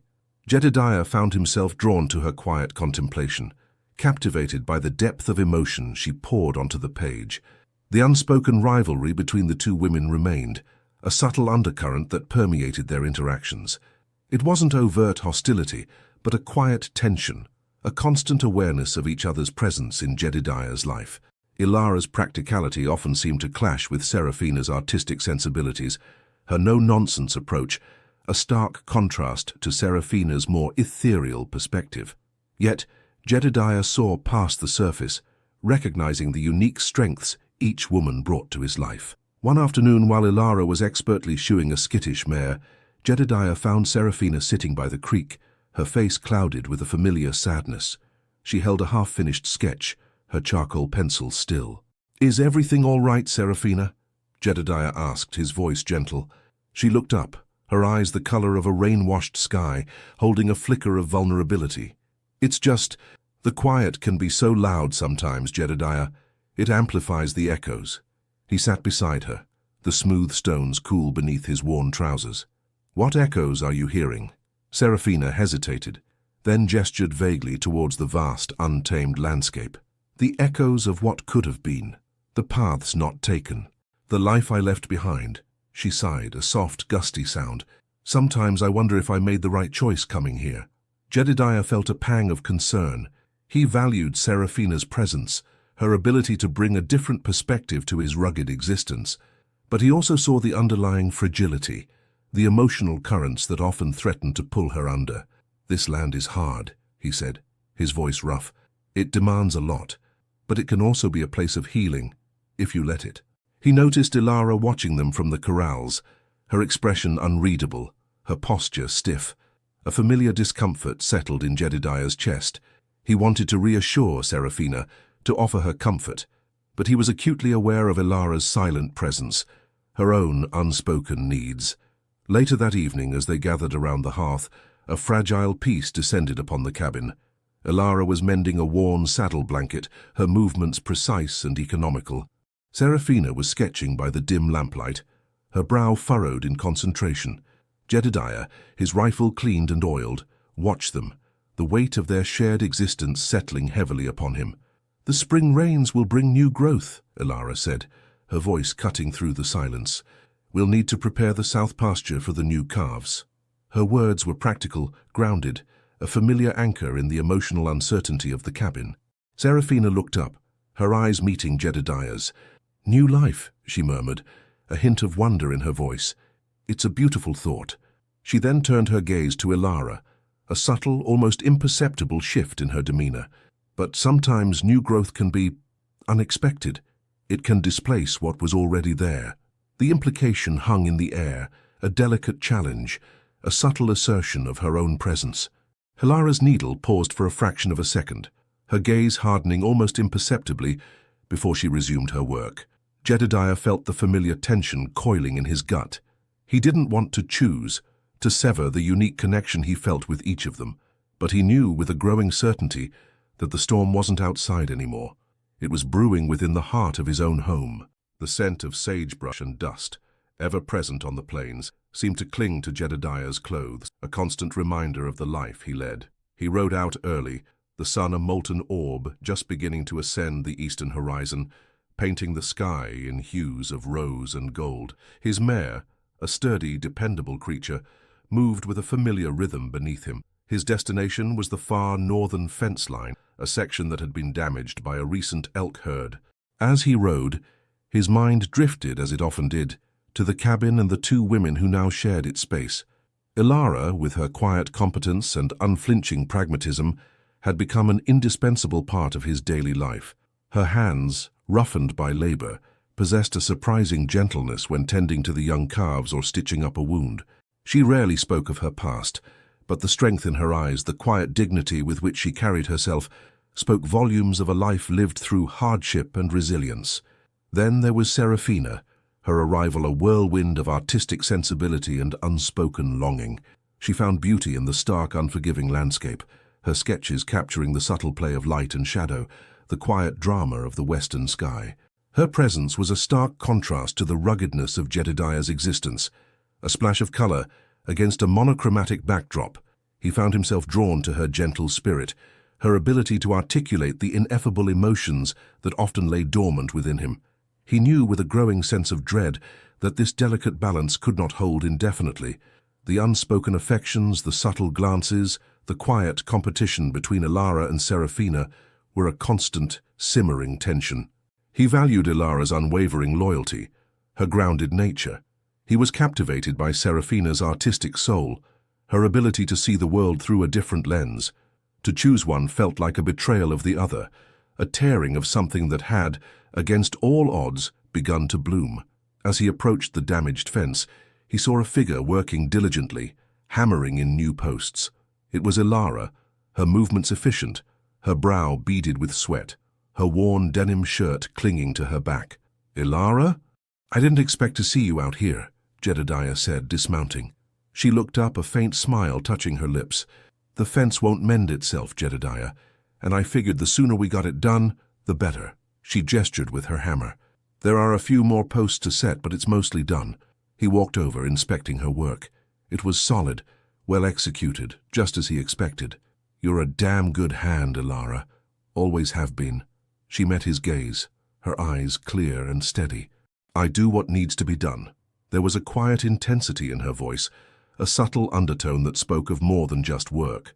Jedediah felt a flicker of apprehension, a sense that she too was aware of the unspoken, the delicate dance they were all engaged in. As they worked side by side, the silence between them was comfortable, filled with the rhythmic clang of hammer on wood and the vast expanse of the open sky. Ilara spoke of the best way to string the wire, of the subtle signs that indicated a weak spot in the terrain. Her knowledge was practical, born of experience, and Jedediah found himself leaning on her judgment. Suddenly, the sound of hoofbeats broke the stillness. A lone rider approached, silhouetted against the sun. As they drew closer, Jedediah recognized the distinctive figure of Silas Croft, the ruthless land baron, whose spread bordered his own. Croft's reputation preceded him, a man known for his avarice and his willingness to use any means necessary to acquire what he desired. Croft reined in his horse, a sneer twisting his lips as he surveyed Jedediah and Ilara. "Stone. Still playing in the dirt, I see. And you've got yourself some help, a woman no less." His gaze lingered on Ilara, a dismissive, appraising look that Jedediah found deeply offensive. Ilara straightened, her posture stiffening, her eyes narrowed. Jedediah felt a surge of protectiveness, a primal instinct to shield her from Croft's unwelcome scrutiny. "We're tending to my property, Croft," Jedediah said, his voice low and steady, a dangerous edge to it. "Nothing here concerns you." Croft let out a low chuckle, a sound devoid of humor. "Everything on this land concerns me, Stone, especially if it's valuable. And I hear your ranch is looking mighty valuable these days." His gaze swept over the rolling hills, the grazing cattle, a predatory gleam in his eyes. He knew Jedediah was vulnerable, outnumbered, and Croft intended to exploit that. He then turned his attention back to Ilara, a taunting glint in his eyes. "Maybe you should consider a different kind of work, girl. Something that pays better. Something that doesn't involve calluses." The insult hung heavy in the air. Jedediah's jaw tightened. He stepped forward, placing himself subtly between Croft and Ilara. "You'd best ride on, Croft, before I escort you." Croft's eyes narrowed, but he saw the steel in Jedediah's gaze, the quiet fury that simmered beneath the surface. He knew Jedediah was a formidable opponent, and with Ilara standing beside him, their united front was a clear message. With a final, contemptuous look, Croft spurred his horse, galloping away, leaving behind a trail of dust and a palpable sense of unease. Jedediah watched him go, his hand resting on the hammer Ilara had dropped. He turned to her, a question in his eyes. She met his gaze, her own filled with a quiet defiance, a shared understanding forged in the face of an unwelcome intrusion. The encounter had solidified something between them, a nascent alliance, a shared vulnerability that transcended the unspoken rivalry with Serafina. The storm outside was over, but the true tempest, Jedediah knew, was just beginning. The encounter with Silas Croft had left an indelible mark, a tangible threat that permeated the quiet solitude of Jedediah's ranch. His words, laced with malice and predatory intent, had been a stark reminder of the precariousness of their existence, of the constant struggle for survival in this unforgiving land. Jedediah found himself increasingly preoccupied with the safety of his ranch, his thoughts consumed by the potential dangers that lurked beyond the horizon. He spent more time riding the perimeter, his rifle always within reach, his senses on high alert. Ilara, sensing his unease, mirrored his vigilance. She moved with a heightened awareness, her tasks executed with an even greater sense of purpose. Her quiet strength, once a source of comfort, now felt like a bulwark against an encroaching darkness. Jedediah found himself relying on her more than ever, her practical insights and unwavering resolve a constant source of reassurance. Seraphina, however, seemed to exist in a different sphere, her artistic pursuits a refuge from the harsh realities that now threatened to engulf them. She spent hours by the creek, her sketchbook filled with swirling charcoal lines, her eyes often distant, lost in a world of her own creation. Jedediah watched her, a growing concern gnawing at him. While he admired her ability to find beauty in the desolate, he also worried about her detachment from the immediate dangers that surrounded them. One evening, as the sun dipped below the rugged peaks, casting long, distorted shadows across the land, Jedediah found Seraphina by the window, her gaze fixed on the darkening horizon. "Did Silas Croft say anything else?" she asked, her voice soft, yet carrying a tremor of apprehension. Jedediah hesitated, then decided to be forthright. He made his intentions clear. He wants this land, Seraphina, and he's not afraid to take it. Seraphina turned from the window, her eyes wide with a fear that Jedediah hadn't seen before. "But we're prepared, aren't we? You have your rifle. Ilara is strong." "Prepared for what we know," Jedediah replied, his voice grim. "Croft is a cunning man. He plays by his own rules." He looked at her, a pang of protectiveness rising within him. He wanted to shield her from this harsh reality, to preserve the fragile light she carried within her. But he knew that was a luxury he could no longer afford.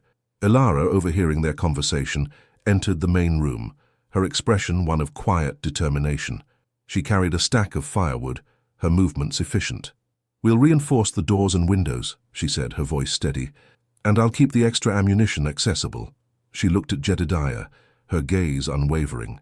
"We'll face whatever comes, Jedediah, together."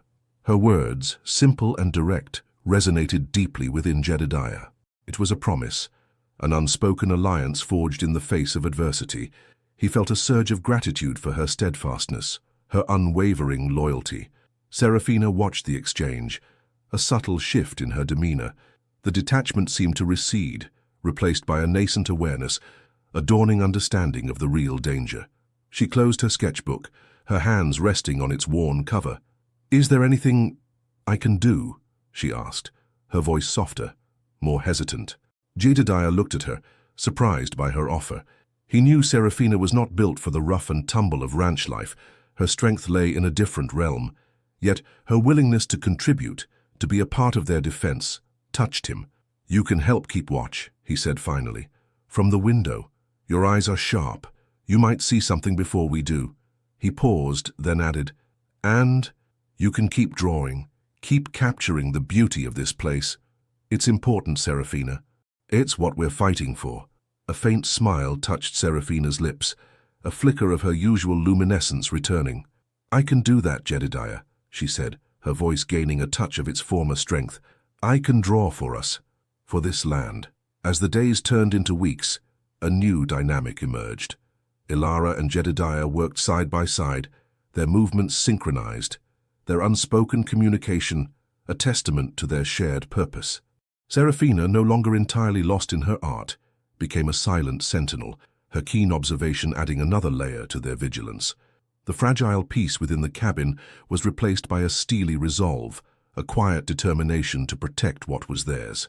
The external threat had paradoxically brought them closer, forging a bond of shared purpose, a silent pact to face whatever Silas Croft might throw their way.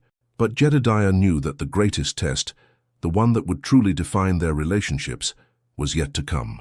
The oppressive heat of late summer settled over the plains like a heavy blanket, the air thick with the scent of dry grass and the distant shimmering haze of heat waves. Jedediah felt the relentless sun beating down on him as he worked the north pasture, mending a section of fence that had been damaged by a flash flood days earlier. Sweat trickled down his temples, plastering strands of hair to his forehead. The work was grueling, the physical exertion a welcome distraction from the gnawing anxiety that had become his constant companion since Silas Croft's veiled threats. He'd seen little of Croft since their encounter, but the land baron's shadow loomed large. Jedediah knew Croft was a patient man, a predator who would strike when he perceived weakness, when the moment was ripe for the taking. This constant state of readiness, of waiting for an unseen enemy, was wearing on him. His thoughts, as they so often did, turned to the cabin.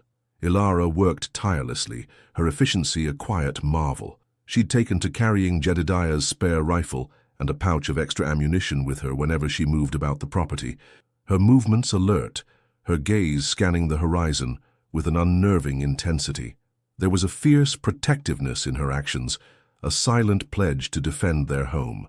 Jedediah found himself increasingly drawn to her resolute spirit, her unwavering pragmatism. She was a rock, a steady presence in the swirling uncertainty. Serafina, too, had adapted, her artistic pursuits now infused with a newfound urgency. Her sketches, once filled with the ethereal beauty of the landscape, now depicted scenes of quiet vigilance. A solitary rider against a vast sky, the watchful eyes of a hawk, the sturdy silhouette of the cabin against the looming mountains. She still spent hours by the creek, but her gaze was no longer lost in introspection. It was sharp, observant, scanning the surrounding terrain. She had become their unofficial lookout, her keen eyes a vital asset. Jedediah rode back to the cabin as the sun began its descent, painting the sky in fiery oranges and deep purples. As he approached, he saw Serafina standing on the small porch, her shawl draped around her shoulders, her eyes fixed on the distant tree line. "Anything?" Jedediah called out, reining in his horse. Serafina turned, a flicker of something akin to relief crossing her face. "No, just the wind and the dust." She paused, then added, her voice softer, "But I think I saw a flicker of movement earlier, out by the old oak. It could have been just a deer." Jedediah's gut tightened.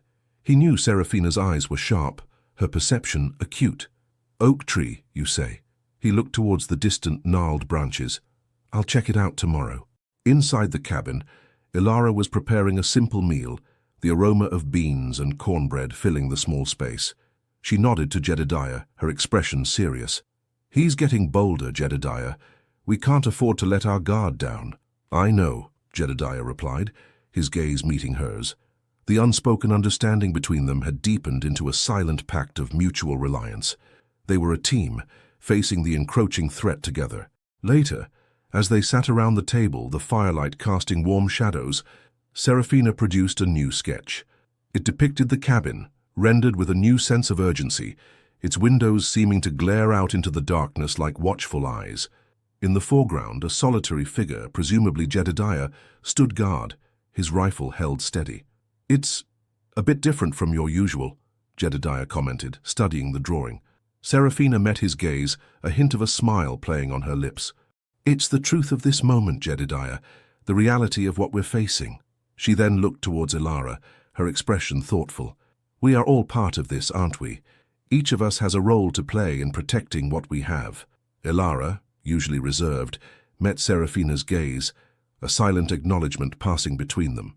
The unspoken rivalry hadn't vanished, but it had softened, overshadowed by the more immediate danger. The shared threat had begun to forge an unlikely camaraderie, a recognition of their mutual dependence. Jedediah felt a strange sense of peace settle over him, a feeling that had been absent for weeks. He looked at Ilara, her practical strength a tangible force.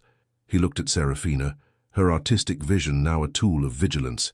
He didn't know what the future held, whether Croft would make his move, or what sacrifices would be demanded of them. But for the first time in a long time, he felt that he wasn't facing it alone. The resilience of these two women, so different yet so complementary, had become his own source of strength. The waiting game continued, but now it was a waiting game played by a united front. The following morning, under a sky of pale, washed-out blue, Jedediah rode out to the old oak tree. The air was still, devoid of the usual birdsong, a quiet that felt more like a held breath than peace. He found no obvious signs of recent passage, no broken twigs or disturbed earth to indicate Croft's men had been lurking. Yet the unease lingered, a cold knot in his stomach. He circled the area, his eyes sharp, his senses attuned to the subtlest anomaly. He found a single scuffed boot print, partially concealed by dry leaves, a print too large to be his own, and too distinct to belong to any of his few known associates. Croft's men. They were here, watching. He rode back to the cabin, his pace quickened by a sense of urgency. He found Ilara meticulously cleaning Jedediah's rifle, her movements precise, her focus unwavering. Serafina sat by the window, her sketchbook open, but her gaze was fixed on the dusty track leading to their property. "They're here, Ilara," Jedediah announced, dismounting. "I found fresh tracks near the old oak. Croft's men have been watching." Ilara's hands stilled for a moment, her jaw tightening. "I knew it wouldn't be long." She looked at Jedediah, her eyes filled with a steely resolve. "What's the plan?" Jedediah considered their options. A direct confrontation was risky. Croft had more men, more resources, but to do nothing was to invite disaster. "We fortify," he said, his voice firm. "Reinforce the doors, the windows. We make this cabin a hard target, and we prepare for a siege, if it comes to that." Serafina looked up, her eyes wide with alarm. "A siege? Jedediah, can we withstand that?" "We have to try," Ilara interjected, her voice calm but firm. "We have water, and enough provisions for a few weeks if we ration carefully, and we have this cabin. It's sturdy." Jedediah nodded. "Ilara's right. We'll work together. Serafina, your job is to keep watch. From the highest vantage point you can find, you'll be our eyes. Alert us to any movement, any sign of their approach." Serafina's face paled, but she nodded, her voice trembling slightly. "I will, I promise." The next few days were a blur of frantic activity. Jedediah and Ilara worked tirelessly, reinforcing the cabin walls with extra timber, boarding up the windows, and clearing the immediate surroundings to deny any cover to attackers. Ilara's practical knowledge proved invaluable, her understanding of structural integrity, ensuring their makeshift defenses were as strong as possible. Jedediah marveled at her strength and resilience, her unwavering determination in the face of impending danger. Serafina, perched in the loft, her gaze fixed on the distant landscape, became their vigilant sentinel. She would signal with a prearranged series of whistles, a short, sharp blast for approaching riders, a longer, sustained note for any sign of unusual activity. Her artistic eye, trained to observe the subtlest nuances, now served a vital purpose. One afternoon, as Jedediah was hammering a final plank into place, Serafina's whistle pierced the air, a long, sustained note, sharp with urgency. Jedediah and Ilara exchanged a look, their hearts pounding. "How many?" Jedediah shouted up to her. "4 riders." Serafina's voice, strained but clear, echoed down. "Coming from the west. Slow. They're not trying to be stealthy." Croft. He was making his move. Jedediah felt a surge of adrenaline, a primal instinct to protect his home, his chosen life, and the 2 women who had become so integral to it. Ilara was already at his side, his spare rifle loaded and ready. "Stay in the loft, Serafina," Jedediah commanded, his voice tight with tension. "Keep watching, and stay quiet." He and Ilara moved to the reinforced windows, peering out at the approaching figures. The sun glinted off the metal of their rifles, their horses' hooves kicking up plumes of dust. They were here. The waiting was over. The real fight for their home had begun. The distant thunder of hoofbeats grew louder, closer. 4 riders, silhouetted against the vast, indifferent sky, advanced steadily towards the cabin. Jedediah and Ilara, crouched behind the newly reinforced windows, felt the tension coil in their chests, a tangible force amplified by Serafina's strained whispers from the loft. "They're about 100 yards out," Serafina reported, her voice barely audible above the pounding of Jedediah's own heart. 2 of them are carrying something long. Looks like axes. Croft's men. They weren't here for a parley. Jedediah gripped his rifle, the familiar weight a cold comfort. Ilara stood beside him, her own rifle held steady, her gaze fixed on the approaching threat. The unspoken rivalry between them had dissolved, replaced by a shared purpose, a mutual dependence born of necessity. They were a united front against the encroaching danger. "Jedediah, they're slowing down." Serafina's voice crackled with urgency. "They're dismounting. One of them is heading towards the north side of the cabin." Jedediah nodded, a grim understanding dawning. They intended to breach the walls. "Ilara, you cover the west window, keep them pinned. I'll try to hold off the one on the north side." He glanced at her, a flicker of concern in his eyes. "Stay low. Don't expose yourself unnecessarily." Ilara met his gaze, her own unwavering. "You too, Jedediah. We do this together." The first shot rang out, a deafening crack that shattered the tense silence. It came from the west, followed by Ilara's own rifle. Jedediah saw the dust kick up near one of Croft's men, the rider slumping slightly in his saddle before regaining his balance. Ilara was a deadly shot, her calm demeanor belying the ferocity of her defense. Then a heavy thud against the north wall. A man, thick-bodied and grim-faced, was hacking at the reinforced timbers with an axe. Jedediah raised his rifle, aiming carefully. He didn't want to kill if he could avoid it, but he would defend his home. His finger tightened on the trigger. Before he could fire, a flurry of small sharp objects rained down from the loft, striking the man with the axe. Rocks. Serafina, using the limited ammunition she had, was fighting back in her own way, her aim surprisingly accurate. The man grunted, momentarily distracted, turning his head upwards. That was the opening Jedediah needed. He fired. The shot echoed through the clearing. The man staggered, dropping his axe, and then fell heavily to the ground. "One down," Jedediah breathed, his heart hammering against his ribs. "Two more shots from the west." Serafina's voice was strained. "Ilara, are you all right?" "Fine." Ilara's voice was tight, but steady. "One of them is retreating. The other two are still advancing." The fight continued, a brutal dance of volleys and evasions. Jedediah and Ilara, separated by the sturdy walls of their cabin, communicated through terse commands and the shared understanding of their desperate situation. Serafina, from her perch in the loft, became their eyes and ears, her sharp cries warning them of flanking maneuvers, of approaching danger. As the sun reached its zenith, casting harsh, unforgiving light across the blood-stained earth, a new sound reached their ears, the unmistakable whinny of a horse, but this time it was closer, and followed by a familiar authoritative voice. "Stone, I know you're in there. This is your last chance to surrender." Silas Croft himself. He had arrived, his arrogance knowing no bounds. Jedediah and Ilara exchanged a grim look. They were cornered, outnumbered, but unbroken. The fight for their home had just entered its most dangerous phase. The question wasn't just about survival anymore. It was about whether they could hold out, whether their combined strength, forged in the crucible of this violent confrontation, would be enough to repel the predator and protect the fragile peace they had built. The fate of their ranch, and perhaps their lives, hung precariously in the balance. The air in the cabin hung thick with unspoken tension. Jed watched Eleanor, her brow furrowed as she studied the ledgers spread across the rough-hewn table.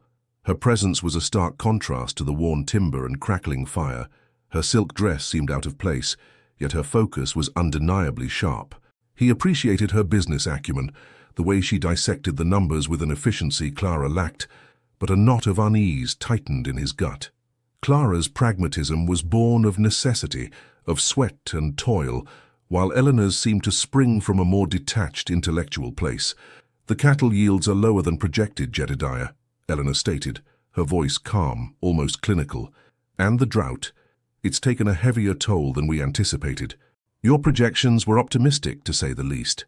Jed shifted, the worn leather of his boots creaking on the wooden floor. "Optimistic? Or hopeful? There's a difference, Eleanor. This land has always provided, given a little faith." "Faith doesn't pay the bank," she countered, her gaze lifting to meet his. There was no accusation, only a statement of fact, but it landed like a blow. He knew she was right, but the pragmatism grated. Clara would have offered a solution born of experience, a new grazing rotation, a desperate search for water, not a cold analysis of financial ruin. He found himself comparing the two women constantly, a dangerous habit that only amplified his internal conflict. He glanced towards the window, the vast expanse of the Montana sky a familiar comfort, yet lately it felt like a boundless trap. The scent of pine and damp earth, usually a balm, now carried the faint, persistent odor of his own desperation. He caught Clara's reflection in the glass for a fleeting moment as she emerged from the stable, her silhouette strong against the fading light. A pang of longing, pure and uncomplicated, shot through him. Clara understood the land, the animals, the rhythm of the seasons. She wouldn't see his struggles as mere figures in a ledger. "We need a plan, Jedediah," Eleanor continued, her voice pulling him back. "A significant one. I'm willing to invest more, but it requires a firm commitment from you. A commitment to a new direction." A new direction. The words echoed in the cavernous space of his mind. What did that mean? Eleanor's direction, no doubt. A direction that might save the ranch, but would undoubtedly change everything he knew, everything he was. He looked at her determined chin and the shrewd intelligence in her eyes. And for the first time he felt a genuine fear, not of losing the ranch, but of losing himself in the process. The choice he faced was no longer just about land and money. It was about the very essence of his life, and the two women offering him vastly different futures. The late afternoon sun cast long shadows across the dusty yard as Clara approached the cabin, the scent of horse and leather clinging to her. She'd spent the better part of the day with the herd, assessing the water situation, her brow perpetually creased with concern. Jed met her at the door, his expression weary. "Rough day?" he asked, his voice low. Clara nodded, leaning against the sturdy doorframe. "The creek's barely a trickle. We'll have to move the stock further north towards the old spring. It's a longer trek, but it's our best chance." She didn't need ledgers or financial projections to understand the severity of their predicament. She felt it in the parched earth beneath her boots, saw it in the gaunt ribs of the weaker cattle. Jed's gaze softened as he looked at her. Clara's connection to the land was visceral, an instinct honed by a lifetime of observing its moods. She spoke of solutions born from understanding, not from theory. "Eleanor's been looking at the books," he admitted, the words tasting like ash. Clara's lips thinned almost imperceptibly, but her voice remained steady. "And what does Miss Vance suggest? More debts? More promises?" "She's offering a significant investment, Clara. Enough to see us through the winter, perhaps even expand." A humorless laugh escaped Clara. "Expand? With what? Hope and fancy words? Jed, you know this land. It demands grit, sweat, and a heavy dose of reality. Miss Vance, with all due respect, doesn't seem to understand that." She stepped closer, her calloused hand resting briefly on his arm. "This ranch was built on hard work, not on arrangements." Jed felt a surge of gratitude for her blunt honesty. Clara never sugar-coated things. She spoke truth, even when it was hard to hear. "She has ideas. Ways to streamline operations, she calls them. Ways that might not involve us breaking our backs from sunup to sundown." Clara's gaze held his, unwavering. "And what would be the cost of that streamlining, Jed? Would it still feel like yours? Would it still feel like us?" The question hung in the air, heavier than any financial statement. It was Clara who understood the true value of the ranch, not its monetary worth, but its soul, its history, its connection to the lives they'd lived. He saw it then, the depth of her understanding, the quiet strength that mirrored the resilience of the very land they were fighting to save. The cabin felt smaller with Eleanor in it, her refined scent and polished demeanor an intrusion on the rugged simplicity Jed had always known. Yet he couldn't deny the magnetic pull of her intellect and the sheer force of her will.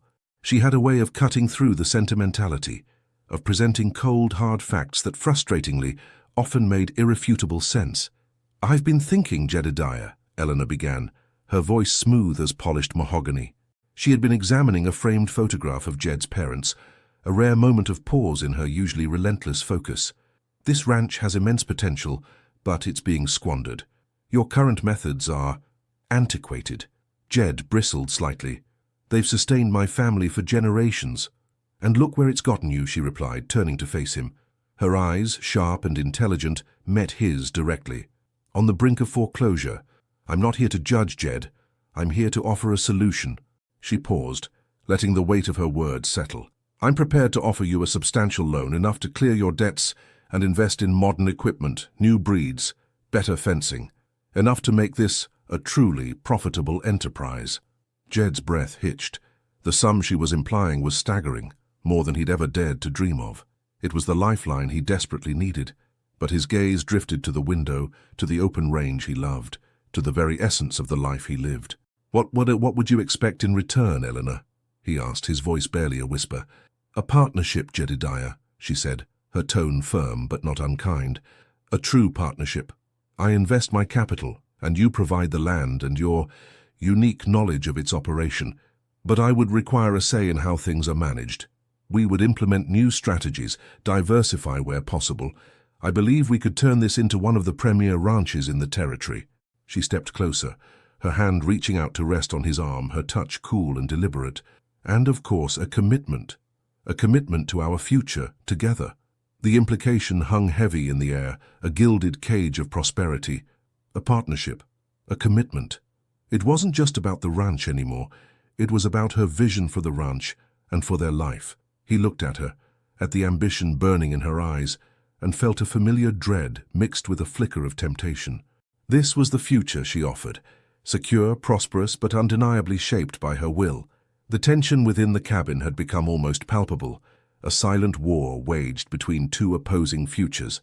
Jed felt the pressure mounting, the need to make a decision weighing him down like a lead cloak.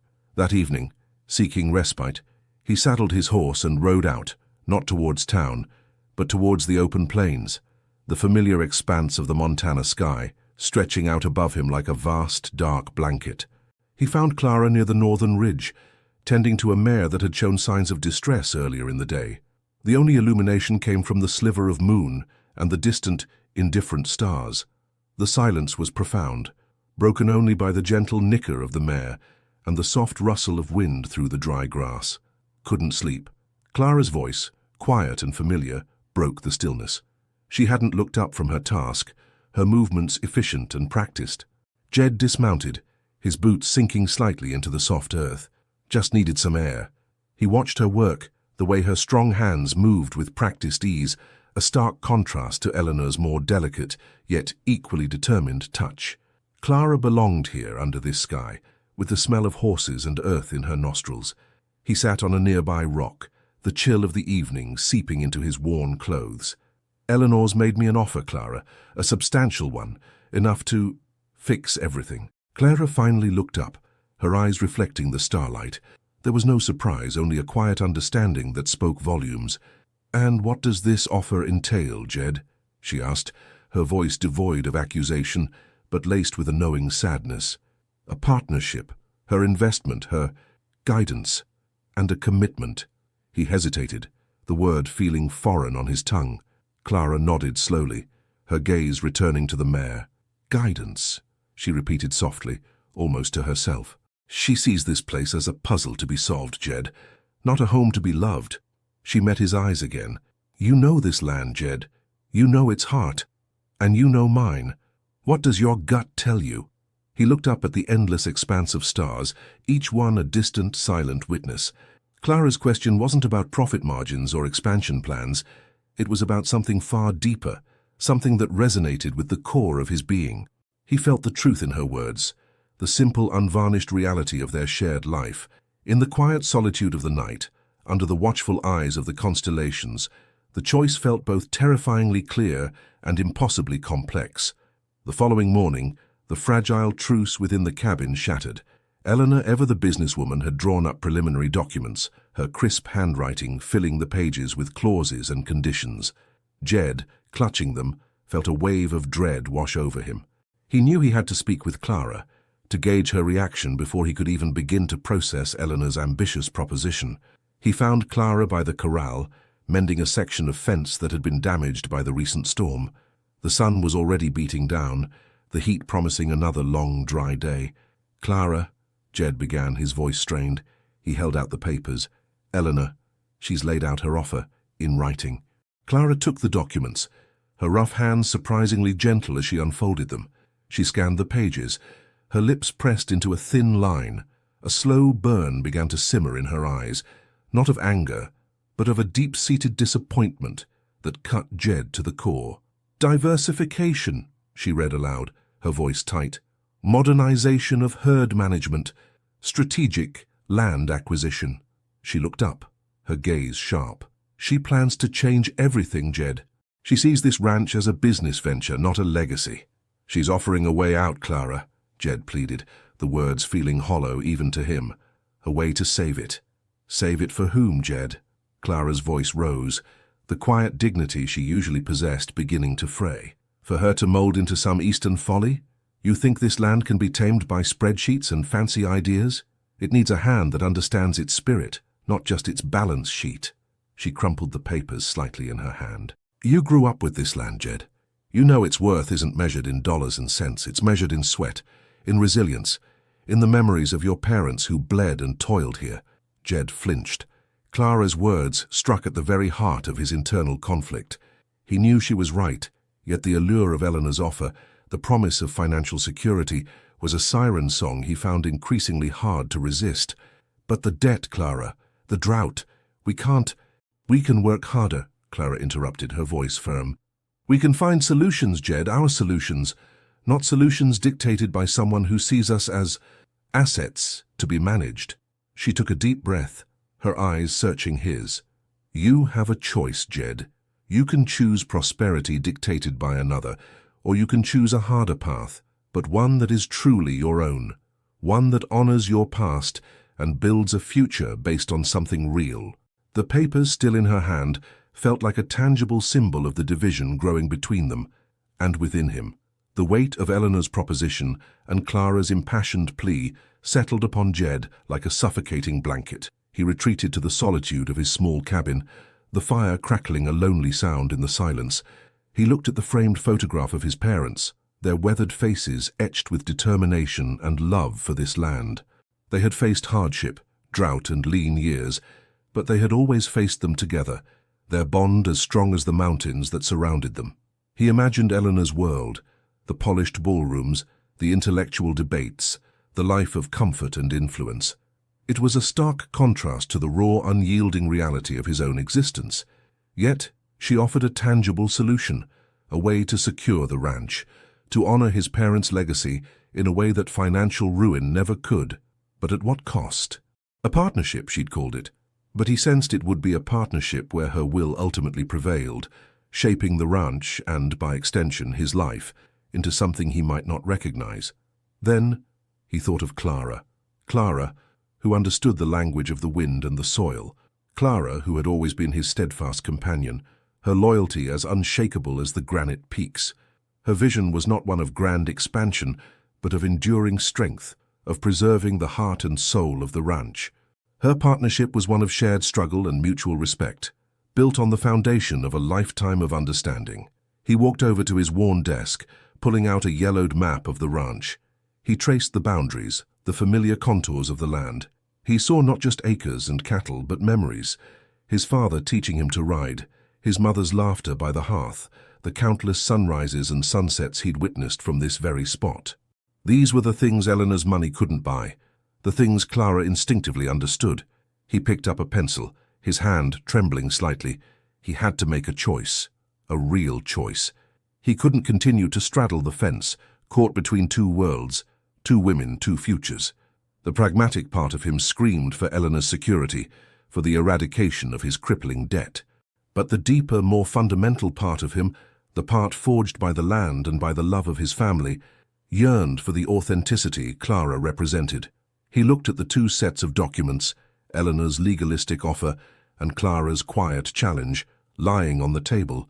The choice was his, and his alone. He knew, with a certainty that both thrilled and terrified him, that the path he chose would define not just the future of the ranch, but the future of Jedediah Stone himself.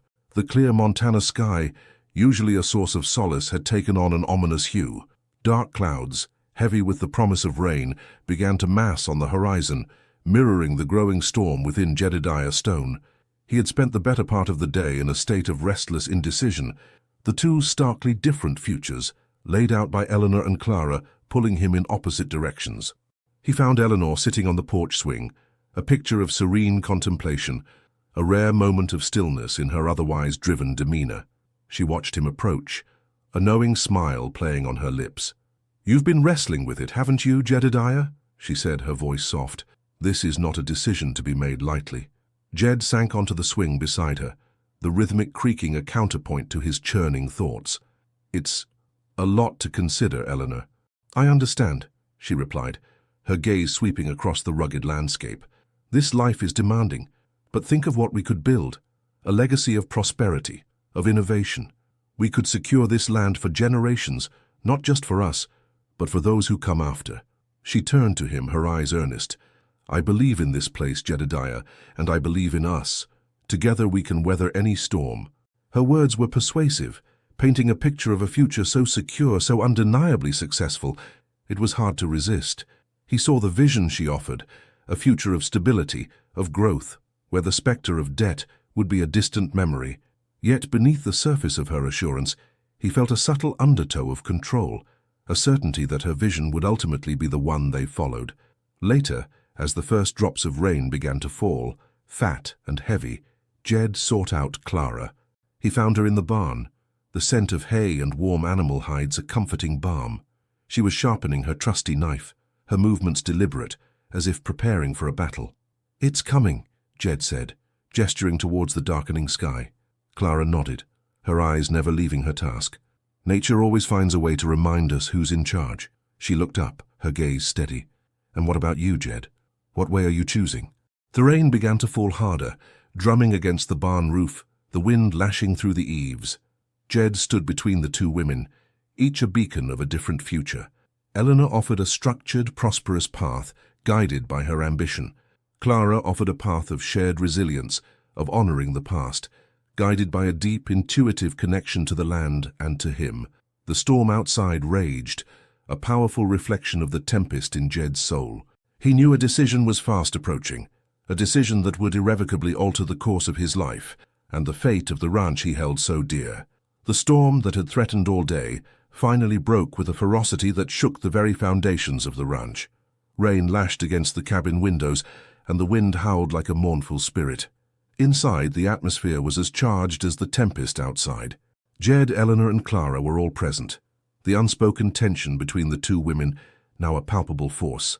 A silent duel played out in stolen glances and curt acknowledgments. Eleanor, ever composed, had resumed her study of the ranch's finances, occasionally offering sharp, insightful observations that Jed couldn't entirely dismiss.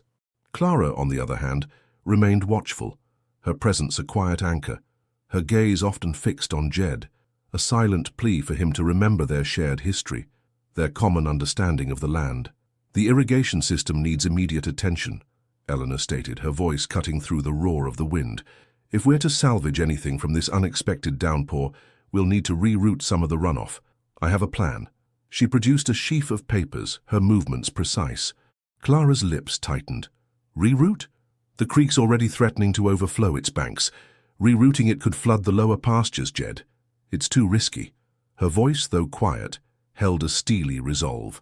"Risk is inherent in any endeavor, Clara," Eleanor replied, not looking up from her papers. "But calculated risk based on sound engineering principles can lead to significant rewards. My proposal addresses the immediate issue while also setting up a more efficient water management system for the future. Your sound engineering principles don't account for the way this land breathes, Eleanor," Clara retorted, her patience wearing thin. "They don't account for what happens when a floodplain is tampered with by someone who doesn't understand the delicate balance." Jed felt caught in the crossfire, the two women's opposing views a mirror of his own internal conflict. Eleanor's logic was compelling, her solutions grounded in a world of efficiency and profit. Clara's wisdom was born of intuition, of a deep, ingrained understanding of the natural world, a world that had shaped Jed his entire life. "Perhaps," Jed interjected, his voice hoarse, "we should focus on securing the livestock and the cabin first. The immediate threat is the floodwaters, not long-term management." He looked from Eleanor to Clara, his gaze pleading for a moment of unity. "We need to work together on this, not against each other." Eleanor finally looked up, her expression cool. "My offer stands, Jedediah. A partnership requires a unified vision. If we cannot agree on the fundamental approach to managing this property, then perhaps—" She let the sentence hang, a subtle threat that resonated more powerfully than any overt demand. The storm raged, both outside and within, and the weight of their words pressed down on Jed, forcing him closer to a decision he was no longer sure he could postpone. The storm had subsided, leaving behind a world washed clean, the air crisp and carrying the scent of wet earth and pine. The damage, however, was evident. The lower pastures were indeed flooded, and the creek, though receding, had left a trail of debris. Jed stood amidst the quiet aftermath, the silence amplifying the turmoil in his mind. The storm within him was reaching its crescendo. He found Eleanor meticulously surveying the flooded fields, her expression one of clinical assessment. "A regrettable outcome," she stated, her voice betraying no visible emotion, "but we must salvage what we can. My proposal for improved drainage will prevent this in the future." She turned to Jed, her eyes holding a quiet certainty. "My offer is still on the table, Jedediah. A stable future awaits, a future where such losses are minimized, if not eliminated entirely." Her words were a stark reminder of the security she offered, a world free from the unpredictable whims of nature and the gnawing fear of debt. It was a powerful allure, a comforting promise in the face of such stark reality. Yet, as he looked at her, at the efficient, almost detached way she viewed the devastation, he felt a profound disconnect. Her solution was practical, logical, but it lacked the soul, the understanding of the inherent wildness of this place that Clara possessed. He then sought out Clara, finding her near the barn, tending to a lame calf that had been caught in the rising waters. Her movements were gentle, her focus entirely on the struggling animal. He watched her, the quiet strength and compassion radiating from her, a stark contrast to Eleanor's measured pragmatism. "It's a tough day, Clara," Jed said, his voice rough. She looked up, her eyes filled with a weariness that mirrored his own, but also an unwavering resolve. "It is. But we'll get through it, Jed. We always do." She gently stroked the calf's head. "This land asks a lot, but it gives back too if you listen." He stood there for a long moment, the scent of wet hay and animal warmth filling his senses, a comfort he hadn't realized he'd been missing. He looked at Clara, at the quiet resilience etched on her face, at the shared history in her eyes, and a profound sense of clarity washed over him, as cleansing as the storm that had passed. He knew, with a certainty that settled deep in his bones, what he had to do. The choice was no longer about which path offered the most security or the greatest profit. It was about which path was true to himself, to his heritage, and to the life he truly wanted to live. He took a deep breath, the air filled with the promise of a new beginning, a beginning born not of calculated risk, but of unwavering commitment. He had made his choice. The sky, which had been a relentless brassy blue for weeks, turned a bruised, ominous purple. A low rumble, like the growl of a distant beast, vibrated through the very timbers of the cabin. Jedediah stood at the window, his gaze fixed on the approaching tempest. The wind had picked up, whipping the dry prairie grass into a frenzy and rattling the shutters with increasing violence. Inside, the air was thick with unspoken tension. Clara and Isabella sat on opposite sides of the hearth, the silence between them a palpable thing, charged with weeks of simmering conflict and forced proximity. Jedediah had tried to maintain a semblance of order, a fragile peace built on shared chores and minimal interaction. But the storm outside seemed to mirror the one brewing within the cabin walls. Each glance, each accidental brush of hands, each sigh was fraught with a significance that neither woman could ignore. He had offered them both a chance to leave, to find solace elsewhere, but neither had taken him up on it. Clara, stubborn and rooted to the land, refused to abandon what she felt was rightfully hers, her claim built on years of shared dreams and a love that had endured time and distance.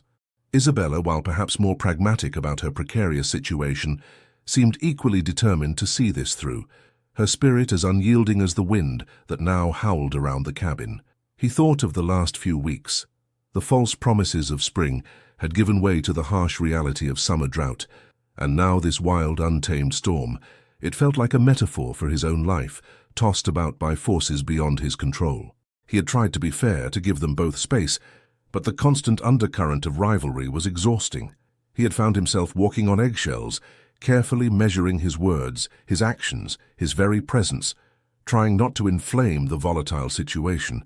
The days had blurred into a cycle of ranch work, strained meals, and the gnawing awareness of their presence, two distinct presences that pulled at his heart in different yet equally insistent ways.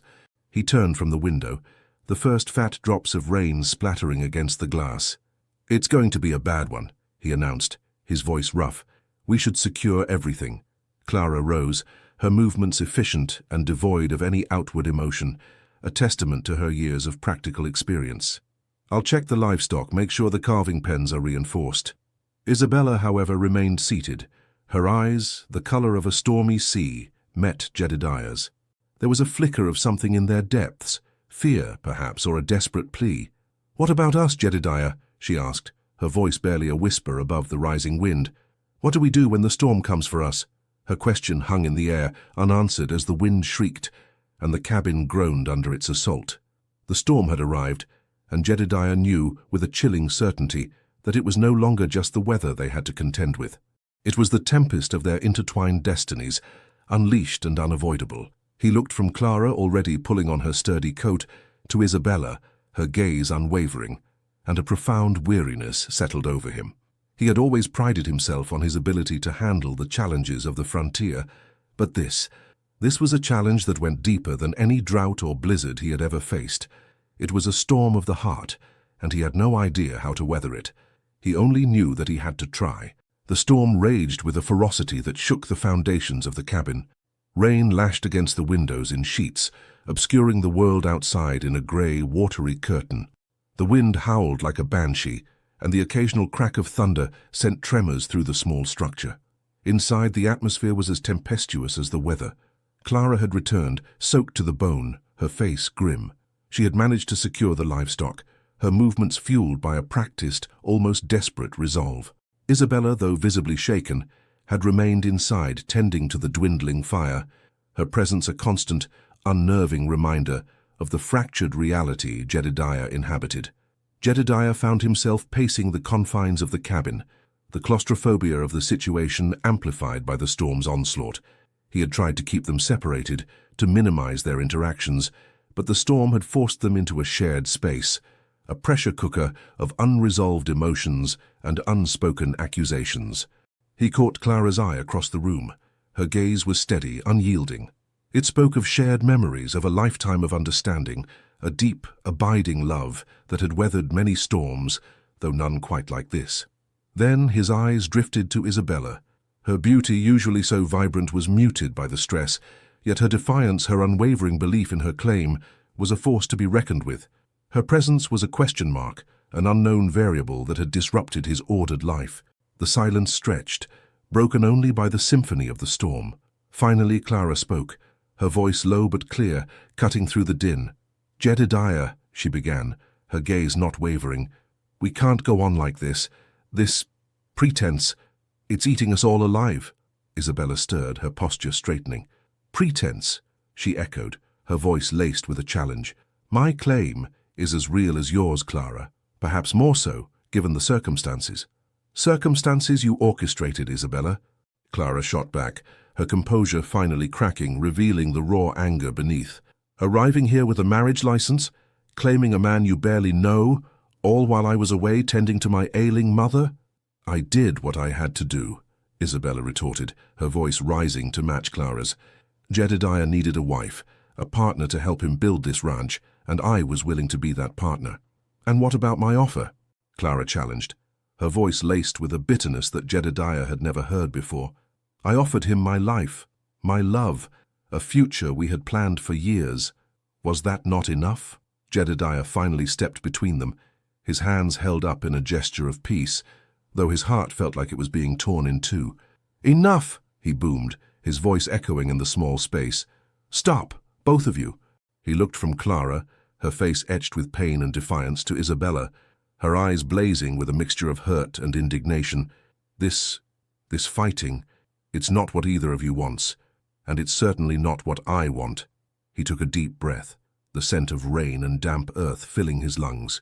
"Clara," he said, his voice softening as he turned to her, "you are my past, my present, and the future I always envisioned. My love for you is as deep as the roots of this land." He then turned to Isabella. "Isabella, your arrival was unexpected. You possess a strength, a spirit that has captivated me. You represent a path I never considered, a future I hadn't dared to dream of." He ran a hand through his hair, the enormity of his dilemma weighing him down. The storm outside seemed to abate slightly, as if even nature held its breath, waiting for his verdict. He looked at their expectant faces, two women who had staked their hopes and dreams on him, and the weight of their trust felt unbearable. He knew with a certainty that chilled him to the bone that he couldn't have both. He had to make a choice. And that choice, he realized, would shatter at least one heart, if not his own. The rain continued to fall, a steady, mournful rhythm against the windows, a soundtrack to the reckoning that was about to unfold. The storm had finally broken. The first rays of dawn, pale and hesitant, painted the eastern sky with hues of rose and gold, a stark contrast to the tempestuous night. The rain had subsided to a gentle patter, and the wind had quieted to a mournful sigh. Inside the cabin, the air was still thick with the residue of the previous night's emotional onslaught, but the immediate fury had passed, leaving behind a fragile, uncertain peace. Jedediah stood by the window, his back to Clara and Isabella, who sat in a tense, quiet tableau, their previous animosity replaced by a shared, weary understanding. He had spent the night wrestling with his conscience, with his heart, with the very essence of who he was and what he wanted. The clarity that had come with the dawn was both a relief and a burden. He turned, his movements slow and deliberate, his gaze sweeping over the two women who had irrevocably altered the course of his life. Clara, her familiar presence a source of comfort and deep, abiding love. Isabella, a whirlwind of unexpected passion and fierce independence, a stark reminder of the desires he had long suppressed. "I have made my decision," Jedediah announced, his voice steady, carrying the weight of his conviction. He looked directly at Clara, his heart aching with a love that had been tested and proven true. "Clara," he began, his voice thick with emotion, "you are the woman I have loved since we were children. Our lives are woven together, as are our dreams for this ranch. My heart, it has always belonged to you."